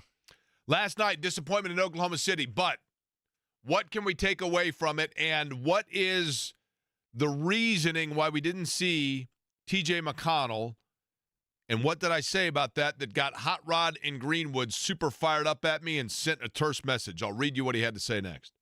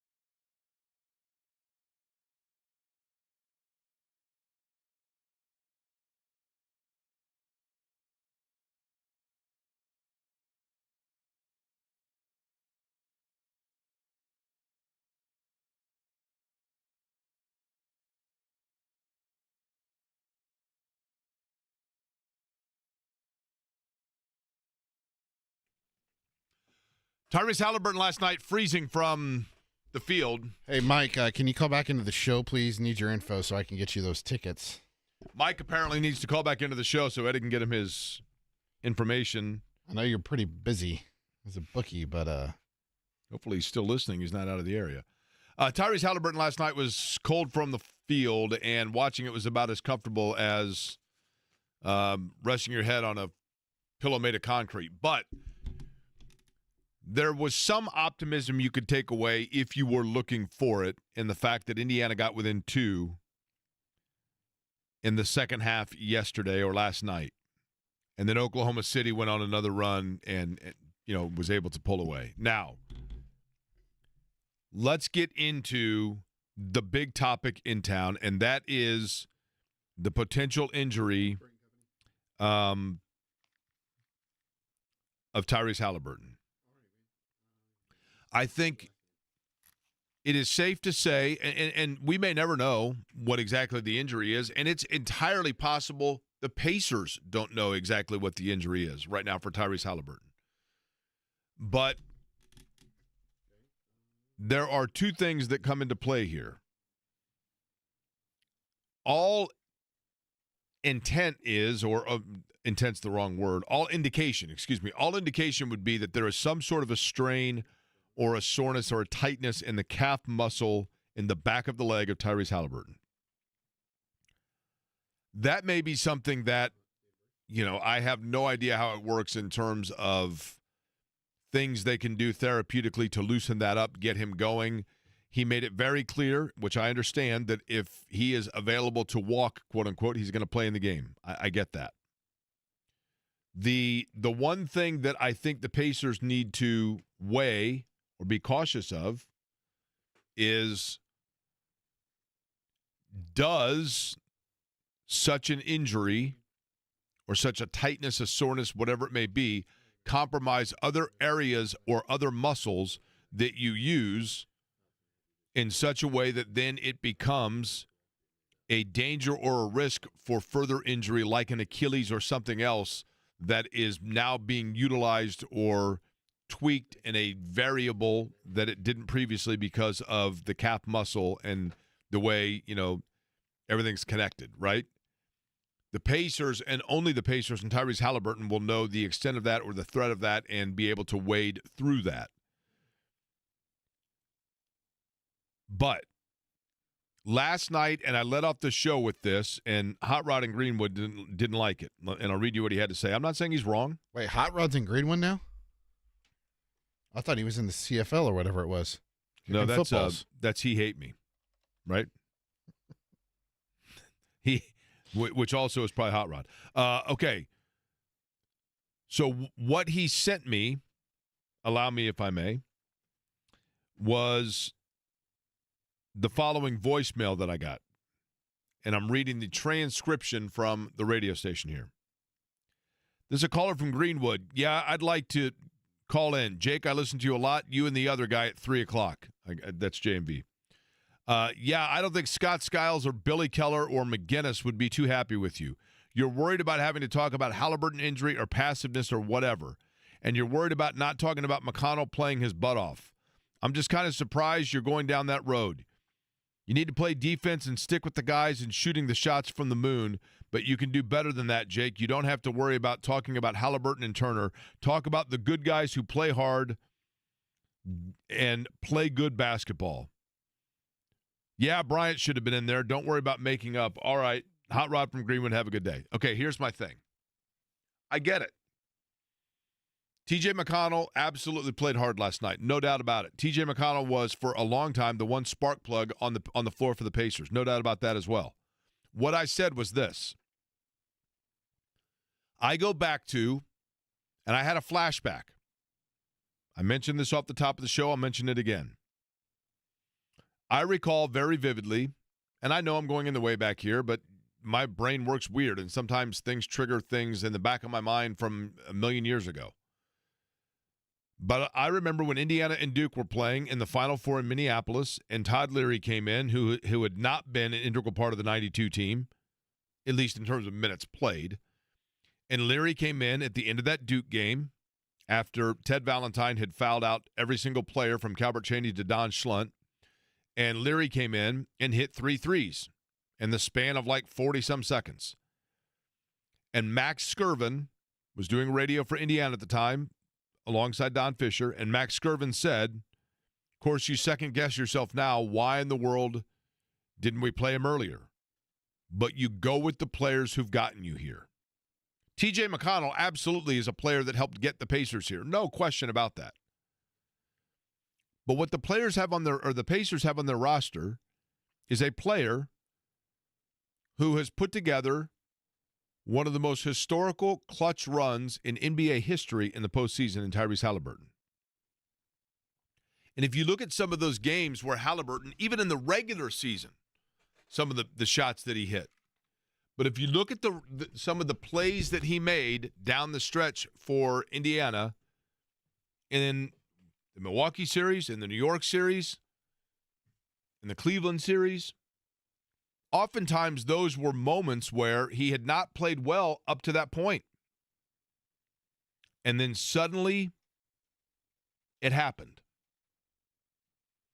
And one of the most brilliant epiphanies that I've ever had shared to me, and I've always said when I tell this and repeat it, I don't remember what player it was that said it to me. I think it was Joe Theismann once in an interview, but I can't recall, and it's always driven me nuts. But I remember asking a professional athlete, and I'll say for the sake of the discussion, it was Joe Theismann. I said, why is it that when you see a Joe Montana in a Super Bowl that has 16 touchdowns and no interceptions, or you see a Michael Jordan take over games in the last 2 or 3 minutes of a game where he's absolutely unstoppable, or you see a Reggie Jackson that hits 3 home runs off 3 different pitchers and 3 different pitches in the World Series. If those guys can do that in those moments, why do they not do it all the time? Not that Montana and Jordan weren't great players, but you get what I'm saying. Robert Horry, Steve Kerr. And this athlete said to me, that's what you don't get. And I said, what? And they said, those players aren't elevating their game. They're just not dropping off in the moments in the tension when everyone else does. And Tyrese Halliburton, if you look at this postseason run, has been that guy for Indiana. It's not that he is elevating his game in the last minute or two of clutch games or moments. It's that he's not dropping off. And so, if you are Rick Carlisle, we are conditioned as human beings to have, when our eye sees something, have it automatically revert back to the best case scenario for that. And T.J. McConnell was unbelievable last night. And T.J. McConnell in Game 3 was an energy bolt for the Pacers and may well be tomorrow night. He played 22 minutes last night. And he played it at a very high level and a very high energy. No question about any of that. And Rick Carlisle had said, I wanted to get him out because I could tell that he was tired. Fatigue often leads to then mistakes, mental breakdown, etc. There is no denying that T.J. McConnell plays as hard as anybody in the NBA. He's a wonderful player, and he is absolutely a benefit to this fan base, the franchise, and his teammates.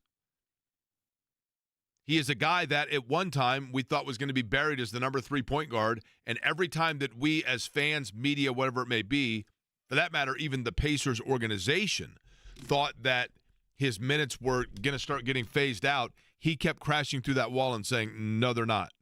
And he is an integral part of this team, an integral part, a very, very critically important part of this team. But as for why, once they got it to 2, and once T.J. McConnell had been so good for them in the third quarter, as for why they still went with Halliburton down the stretch, or in the fourth quarter in particular, was 2 things. Number one, if you're going to go down and the ship is going to take on all the water and it's going to go down, then you're going to want to do it by knowing that you gave yourself the best chance. And I could understand why Carlisle would look over at Halliburton and all of a sudden all of those shots when everybody had buried the Pacers and written them off at the end of a game, and everybody on the floor is starting to tense up, and he never does, and he's able to make plays down the stretch. Even though you know that he may be less than 100%, your mind keeps telling you that there's that possibility that it's going to happen again. But it can't happen again unless the guy's on the floor to begin with.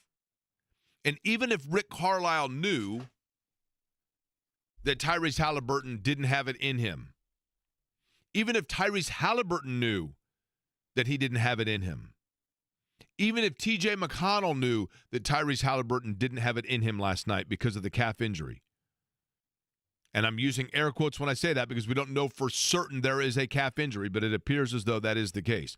But even if everybody knew that, you know who didn't know for certain that that was going to impact Tyrese Halliburton?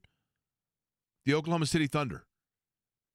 And so as long as Halliburton's on the floor, they've got to pay attention to him and defer to the fact that who is on the floor in that moment is late game, lightning in a bottle, walked into the phone booth and came out and stole a game from us, Tyrese Halliburton. And if you are giving yourself a puncher's chance at that point, if you're Rick Carlisle and you're Indiana, you're saying, we've got to do everything we can to keep Oklahoma City at bay, and maybe Siakam's the guy that bails us out. Maybe Nesmith's the guy that bails us out. Maybe Turner is the guy that bails us out. But none of them can do that, in fact, unless the defense is pulling away off of those guys to go cover Halliburton. And I'm not saying that they shouldn't have done that for the way TJ McConnell was playing last night.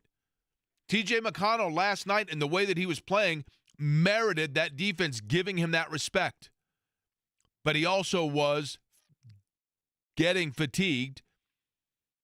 And yes, once they got him a breather, maybe they should have put him back out there. What I'm saying is I understand, though, why Rick Carlisle went that way. Because you go with the players who've gotten you there. And that's not to say that TJ McConnell hasn't gotten them there. But in the moments when you were looking at it and you were saying, we've got it down to 2, we've been chasing a tiger by the tail all night, and if we're going to steal this game, it's probably going to happen by sneaking in the last minute and a half or 2 minutes. And the guy that has more often than not done that for us is Tyrese Halliburton. And I understand the human nature of it. Even if it was the wrong call, I understand the human nature of, I want that guy on the floor for the peace of mind because just maybe there's that little chance because you all were thinking it, were you not? Even though he was 0 for 6 from the floor, deep down you're thinking, but there's still a chance, right? It's down to 2. There's still a chance. But when you were thinking about that chance, you were thinking to yourself, McConnell's been awesome. And this is what this team does. They just lurk around, and then when you least expect it, they're like a king cobra that just snaps up and bites you. But when you think of that moment and you think of that precedent, you think of Tyrese Halliburton. Now, the other side of it that's fascinating to me is if, in fact, they had gone with TJ McConnell down the stretch, which would have been understandable the way he was playing. He was awesome last night. There's a reason he's one of the most popular players on this team, and there's a reason why, and I'm telling you this right now in June of 2025. I'm going to make this prediction right now. I'm going to predict that not only does TJ McConnell retire an Indiana Pacer, but TJ McConnell also is going to work for the organization after his playing days are done. I'm going to predict that right now. And there's a reason for all of that. And he was awesome last night. But if you finish the game with him and you take Halliburton out, then what are you saying? You're doing twofold. Number one, you're kind of feeding and fueling the narrative that Halliburton's overrated. He's not a superstar. How in the world can a team be within grasp of tying up, or actually not even tying up, taking a lead 3-2, going back home in a series, and your superstar's not on the floor? Are you kidding me? But furthermore, the other thing that you do, if you pull Halliburton off the floor, then you are telling the Oklahoma City Thunder, this guy is not healthy enough to play the rest of this game, then he's probably not going to be very healthy in games 6 or 7. But by having him out on the floor, Oklahoma City now has to think to themselves, okay, we know he was dinged up in game 5, but I mean, he might be healthy by game. This might just be like a temporary thing. Maybe he's good in 6. We got to focus on that. And then that's what gets Siakam going. That's what gets Nesmith going. That's what gets the guy that needs to get going. You know who was really bad last night? Andrew Nembhard was really bad last night. I love Andrew Nembhard. You heard Pat Knight yesterday. We talked about this Pacers team, and Mark Few says that, Nembhard's his favorite player at Gonzaga. I thought Pat Knight told a fabulous story about how when the Pacers draft a player, they send the jersey of that player to the college coach of said player. And the first coach they've ever had call back and say, can you send me a second because I took the one that you sent me and put it in my house instead of my office, but I want it in my office as well, was Mark Few at Gonzaga about Andrew Nembhard. And this year, if you're just joining us, the Pacers won't be sending a jersey to anybody because they just traded their 2025 first-round pick, the 23rd overall, to New Orleans, along with the draft rights of who was the player, the draft rights, Eddie, that Mojave they sent? King. Yeah, they sent those draft rights to New Orleans in exchange to get back a pick that was formerly theirs that New Orleans has in 26. But what that means is they are already shedding salary now to get themselves in position, presumably for Miles Turner and an extension. That 2026 first-round pick that Indiana traded was in the Pascal Siakam deal, by the way. And then I believe New Orleans got that through acquiring Bruce Brown. Gotcha. So either way, and I'll bet you, I mean, it's entirely possible they never use that pick. We'll see. But my point simply is this. Halliburton has earned the benefit of the doubt. Last night, and I listen, I give pause before even mentioning Stephen A. Smith. Primarily because he says outlandish things for the entire intention of getting people to talk about him. I don't need to click on that phishing scam link, right? I get it. But in this case, I will because it's applicable to what I'm discussing. There was a lot of comment about Stephen A. Smith with the Freudian slip of at halftime when he said, if he's hurt, I'm glad he's hurt. And he caught himself, and what he meant by that was not, I'm thankful that a player is injured. He was not saying, Tyrese Halliburton tried to call me out once, so now I am rejoicing in his despair. That's not what he was saying. What he was saying was, look, if he's hurt, I'm glad there's a reason to explain why he's playing this poorly because there has to be a reason. That's all he meant by that was I'm happy almost for his sake that there is an explanation why his game has dropped so dramatically. Because Tyrese Halliburton last night was not good. The Pacers were not good in controlling the basketball. They had 22 turnovers, 2-1 over the number of turnovers that we saw from Oklahoma City. And Nembhard was not good because Nembhard's out there for one of two reasons. I mean, yes, occasionally he hits very big shots for them, but he is an offensive stabilizer to an extent, and he is a very good on-ball defender. He was neither last night. Oklahoma City and their main two threats offensively did what they wanted to. They got 71 points between their top two players. They let Jalen Williams go for 40. He scored in any way that he wanted to. Oklahoma City got open looks from the 3. Frustrating open looks. Is there anything worse? Shai Gilgeous-Alexander wants to cross over and slip and slide and finagle his way in for a 15-footer. You tip your cap and you go, you know what, that guy's unguardable in that regard. But you work it around the perimeter on some sort of possession, and then at the last second, you get, it's whether it be Caruso lines up for a 3, Cason Wallace hits a 3, Dort hits 3 of them when they're wide open and they're standing there reading the program, drives you nuts. Drives you nuts. I mean, Alexander didn't even hit a 3 last night, but He still got his 31 because he's just that kind of, he does two things really well. He's slippery and he gets to the free throw line. Is it the way the game's officiated? Is it the way the game's discussed? Maybe. But not likely, right? Does Alexander get benefit of the doubt at time because he's an MVP? Maybe. But part of that is he knows how to play the game, right? He knows how to put himself in that position. But in terms of Halliburton and McConnell down the stretch, I totally get it. I'm not saying that you folks are wrong for jumping up and down and questioning why T.J. McConnell, who carried the Pacers in that third quarter, why he wasn't on the floor. But 22 minutes for McConnell at the level in which he plays is a lot of physical exertion. And I think Carlisle looked at it and said, I'm going with what my gut tells me is the recency bias of memory. And that tells me that if the game's on the line, I want Tyrese Halliburton on the floor. And it takes a lot. It takes a lot to recognize and admit it's just not this guy's night. This injury is hurting him. He's 0 for 4 from three-point range. He looked hesitant at times at pulling the trigger on that. He didn't take care of the basketball. That, the one thing that look, Tyrese Halliburton being put in a phone booth by the Oklahoma City Thunder is nothing new. This team has given him fits for the last 2 years. He's averaging, 12 a game against them in the regular season in 4 outings? They are an historically elite defensive team, and it all came back again last night. And even with that, the Pacers found themselves within a bucket in the second half.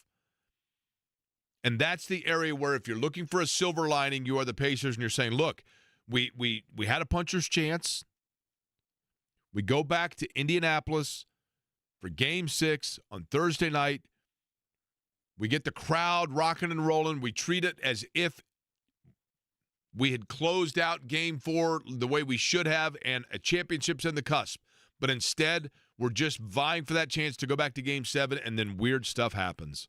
In Game 7s, weird stuff happens. Patrick Ewing finger rolls down Fifth Avenue with nobody within sight. And then, the dunk. Everything goes back into full motion after the slow-mo of that ball bouncing around, and Dale Davis grabs the rebound, and that little kid throws his free towel that he got from Nobody Beats the Wiz in New York City and throws it out at Patrick Ewing, and Reggie Miller runs to midcourt and collapses, and the newspaper says it right there, we're going to Disney World. And then they go to a Game 7 in Disney World, and they get beat by 30. Weird things happen in Game 7s. But you got to put yourself in position first. Before we do any of that, there's a Game 6 that needs to be played. And before we do that, Scott Agness joins us, which he does next.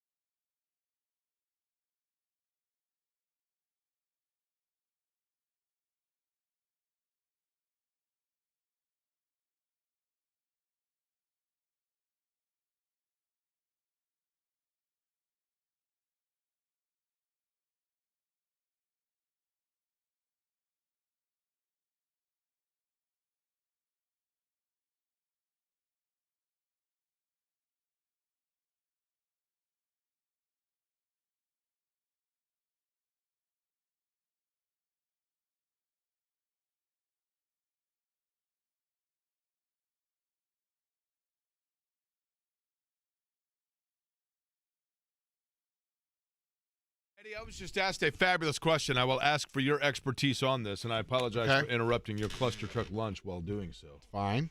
You ready? Yeah. I believe I know the answer, but I will allow you the opportunity to clarify and show your expertise. All right. I'll Yes, I'm like cruising ahead in the MLB beer bet, so. I know. Okay. So allow me to explain this entire disclaimer before asking you the question. For those that have just joined the program, Ready, Ben? the Pacers earlier today traded their upcoming, we are, I believe, 8 days away from the NBA draft. It is easy to have forgotten that because typically the Pacers are not one of the two franchises that are still playing this late into the year. But the draft is a little over a week away. The Pacers held on to the 23rd pick in this year's draft. They have traded that pick to the New Orleans Pelicans along with the draft rights of Mojave King in exchange, because when you make a trade, you have to take something back. In exchange, they get back a 2026 first-round pick Yes. that had been owned by the New Orleans Pelicans, but originally was a draft pick owned by the Indiana Pacers. It was acquired by the New Orleans Pelicans after a series of events that included the Pascal Siakam trade, a Bruce Brown trade, etc. That all is kind of minutia. The bottom line is the Pacers are acquiring back a pick that was originally theirs. Yes. That pick in 2026 that Indiana has reacquired, Yes. that pick, this is where it gets tricky. Correct me if I'm wrong on this. That pick in 2026, even though Indiana is acquiring it from the Pelicans, in no way, shape, or form is where that pick is to be in any way related to the Pelicans' record. So in Correct. other words, you could say you are getting a 2026 pick from the New Orleans Pelicans, but because it was not a pick that was originally owned by the Pelicans, that pick will be determined by, in other words, it will slot based on the Indiana Pacers record in the 25-26 season. Yes. So the Pelicans could go 2-80, and that pick still remains as the 29th pick in the 2026 NBA draft. Yes. Because it was originally that pick is linked to whatever the Indiana Pacers record is for the 2025-2026 season. Now, the reason I say all of that is because, one could say, because this is presumably, I'm not saying factually, presumably what we have just seen is that the Pacers have looked at it and said, okay, in the offseason upcoming, we have to look at where all of our money is tied up. Mm-hmm. And it's tied up under the players that we currently have under contract for next year. Yep. Among those players that we do not have under contract for next year are Isaiah Jackson and Miles Turner. And James Wiseman. Well, James Wiseman, they've already released, right? I guess that is true, yeah. But yes, I mean, they had James Wiseman at the beginning of the year. He got hurt, and he was then released. But those two players, Miles Turner, Isaiah Jackson, they are free agents at the end of the season. Yep. It is assumed that the Pacers are going to do everything they have to retain and re-sign Miles Turner. So re-sign him because he is a free agent. And Miles Turner has said that he would like to remain a Pacer. The Pacers have said, I mean, the top brass of the Pacers, the owner of the Pacers, have said on this radio show that they would like to keep Miles Turner. Mm-hmm. The challenge for the Pacers and for any franchise is, in order to do those things, you have to do one of two things. Stay within the salary cap, or if you exceed the salary cap, pay a luxury tax that the amount of which is determined by how much you have exceeded the salary cap. It is very clear that what Indiana is doing is saying, okay, We already know what players we have to pay for next year. One of the players that we would have to pay for next year would be our first-round 2025 pick, because if you are drafted in the first round, it is a guaranteed contract, albeit minimal in comparison to a vetted veteran. But nonetheless, if we draft somebody with the 23rd pick in the draft, then what we are doing is further obligating ourselves financially to a player on the roster, even if it's only for whatever the rookie slot is, $1.3 million or whatever. That is about $3.2 million for this upcoming Okay, pick. so that would be money that they would then use to, again, alleviate themselves going over for Miles Turner. That's exactly what this move is. It is then up to the Pacers to determine, depending on how much they give Miles Turner. And yes, Miles Turner is going to be, watch, he is going to be a Pacer next year. I would bet the farm on that, unless the Portland Trailblazers come along and say, we're going to give him $80 million a year. I would be stunned if he's not a Pacer next year. But it is then up to the Pacers to determine what their financial obligation would be for the 2026 season and what they do with that pick that they now have gotten back. They are back in the mix with a first-round pick in 26. It's up to them to determine what they do with it. Scott Agness joins us now on the Ryan Geist Brewery guest line. He was, I believe, Scott, you were in Oklahoma City last night, correct? Indeed, yeah. Just landed and was able to get that shot of the IMS on the way back and such, which is always a great thing. Speaking of which, we're landlocked in here. Raining outside, nice outside. What's the deal there? Seems a bit humid, but very nice out. Cloudy though. Okay. Okay. Let's begin with this. That seems, by the way, kind of like where the Pacers right now things are. It's a little bit cloudy. We'll begin with the cloudiness of Tyrese Halliburton's injury. You were there in Oklahoma City. You were around it. What is the thought in terms of availability and, I guess, overall potential production of Tyrese Halliburton going into game number 6?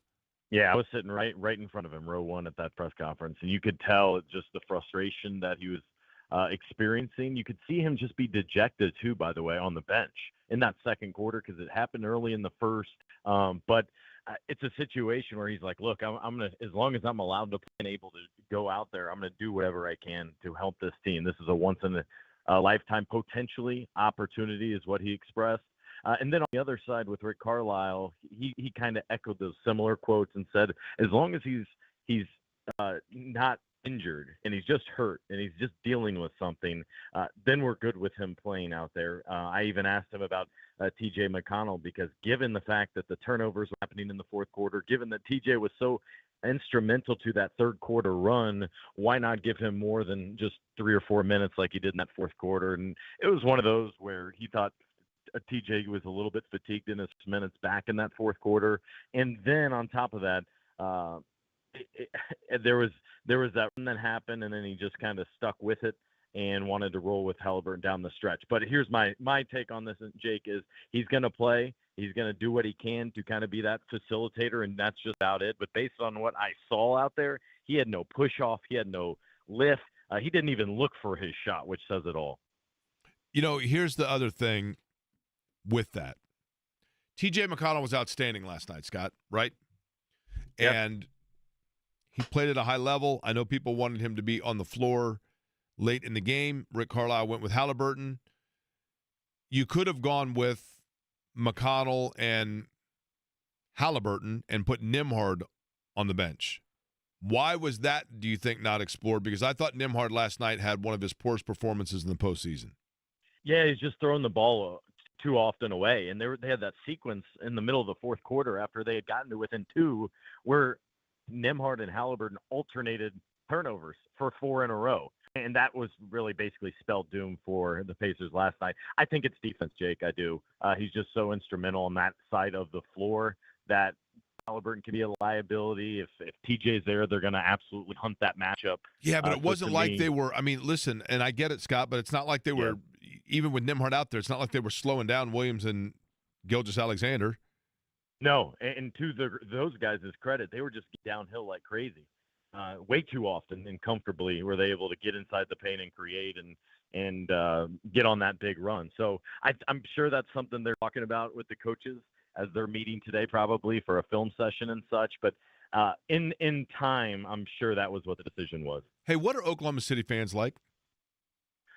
Jake, last night was one of the loudest experiences I've ever had. Now, I turned to, and one of my national media friends was like, hey, they pipe in noise, right? And I was like, oh, no, we don't need to hear this again based on what we sometimes get in Indy. And then the other thing I don't understand is noisemakers are not allowed in the NBA, but Right. they hand out like this sheet of paper. And I brought some home. I'll even give you one if you want, if you really care. But they're like a thick sheet of paper, thick, and then you crumple them up because it's got proliferations, and those fans, quote unquote, become noisemakers, and then it gets even more loud. But to that point, though, I think they're dedicated, diehard fans. They showed up early, except for maybe one or two things I saw on social media about like harassing Tyrese. I think they're just like Indy fans and all about ball and all about supporting their team. I've been impressed. I mean, are they cool? Like, I mean, obviously you're there as a media member, not necessarily a fan, but do they strike, are they like those, like the Knicks, I mentioned it's the same looking guys. It's always one big fat guy with like a big fake chain. And then he's got like a little kid that looks like Jimmy Jam from Dance Party USA. It's the same grouping every time. Are they like that? Or are they pretty cool? No, they're pretty cool. And I will say I had way more interaction with the ushers and security people, and they could not have been nicer. They were welcoming. Hey, can we get you anything? Here, let me tell you about my story about becoming an usher here. So they very much created like a family-like atmosphere that even those that were outsiders were welcomed in and treated right and such. So OKC did it first class, I thought. Yeah, it's too bad because I want to dislike him. You know what I mean? Yeah. Here's the thing, though. Whoever wins this series is getting their first NBA title. That's one of my favorite things about this. Yeah, you're right about that. And I mean, and listen, they are a great team, and they are a great defensive team. Last night, the 22 turnovers for Indiana, Scott, how much of that was on Indiana and how much of that was strictly the defense they were up against, and it didn't matter if you'd have had a backcourt of, the two greatest ball handlers in the history of the game? Yeah, I think you automatically push the Pacers up from like their 12.5 turnovers per game average to probably like 15, 16 area no matter what. But to get into the 20s, that's more directly on, I think, the Pacers and how they just got uncomfortable. They got sped up. They didn't look like themselves. They were making poor decisions, like even Nembhard. How about Siakam? This one it didn't feel like this many until post-game. He had like 6 turnovers to lead the way. Correct. But on the other side, he had the ball in his hand a ton, was the one Pacer this series they've counted on every single game. But do you think Siakam has played for him. Do you think Siakam in this series has been Siakam? I don't think anybody has been to their full potential tonight, and I think that's a credit to the Thunder. Nobody's looked entirely comfortable or sure of themselves. Yeah, it's just – and what's interesting, Scott, is part of what Oklahoma City has done in that regard is they elevate your pace into a frenzy. And the Pacers have done that to everybody else to this point, right? It does feel like our worst fears are coming true in the fact that they have gone up against the faster version of themselves. That's entirely right, because I was sitting there, especially that first quarter, even more so that first 3 minutes. Like, it's hard to explain. It was incredibly loud. I was testing on my watch, and I was getting over 105 decibels. And everybody was standing. I can't remember in the first half if fans even sat down, quite frankly, Jake. Like that, it was just such an intensity to it. And then on the court, yeah, you're right. The Pacers never get too sped up or too fast.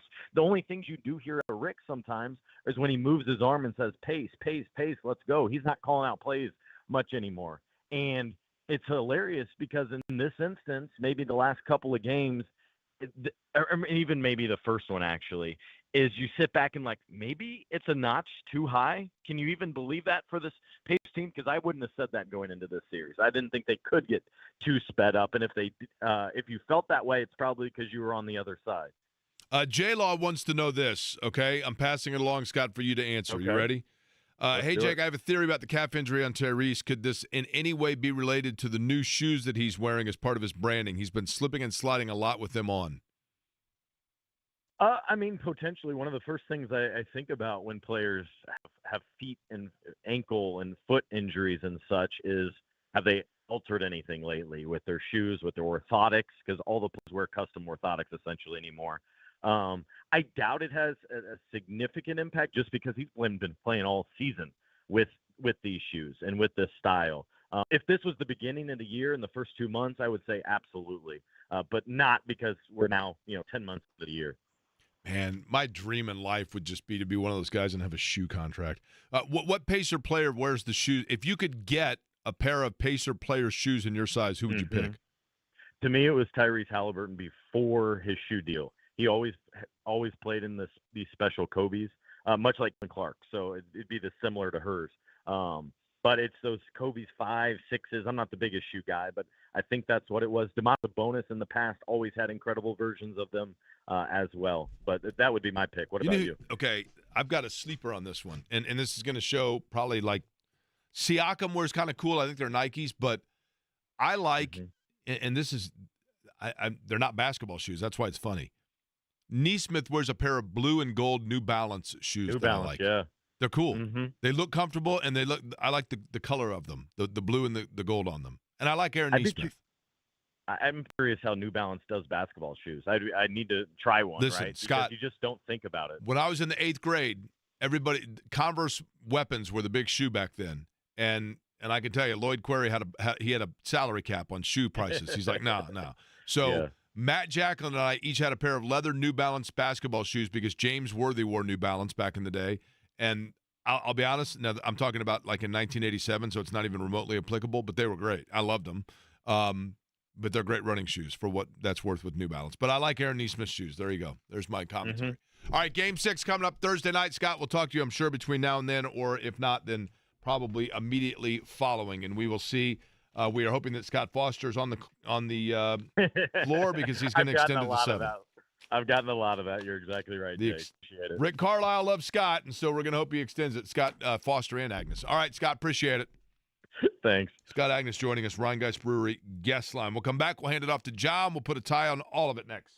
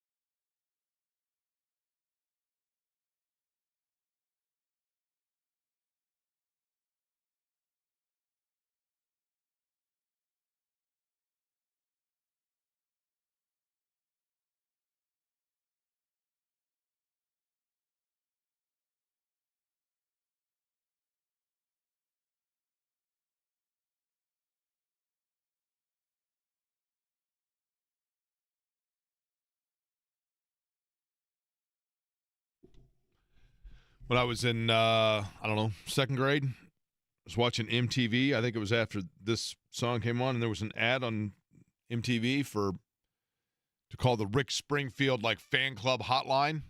Find out the latest concert information about Rick Springfield. I was 9, 10 years old. So I called it and didn't know that it was a non-toll-free number. It was 50 cents per phone call. Adjusting for inflation, that's roughly $5 million now, right? That's right. My parents none too pleased. It's like 3 Dogecoin. I keep waiting for the Dogecoin thing to take off because when it first came out, I'm like, oh, okay. At the time, I think it was called Doggy Coin. It was meant as a parody of Bitcoin. And I thought, well, I'll buy into this just in case. So you called it like it was the weather phone? I bought 50 of them. You called it like it was the weather phone? You talking about the Rick Springfield hotline? Yeah. Yeah, except for that it was 14 numbers or something you had to dial. I didn't know. I was a kid. But my Dogecoin, by the way, I think they're worth 17 cents a piece now. It's waiting for it to take off. J&B has arrived. Are you going tonight? What's that? Rick Springfield tonight? Is that tonight? It is. No, he still owes me 50 cents from when I called his hotline. I am going to go see Wang Chung. I've never seen Wang Chung. I do like Wang Chung. They're from California, right? I think so. I think L.A., yeah. I love the song Let's Go. I wrecked one of my cars when that song was playing back in the day. Let's Go. You were going a little too much, You know what I wrecked to? I wrecked to Robert Tepper, No Easy Way Out. That's easy Rocky to do. IV. Little Rocky action, yeah. I wrecked to Everybody Wants to Rule the World, Songs for the Big Chair. Great song.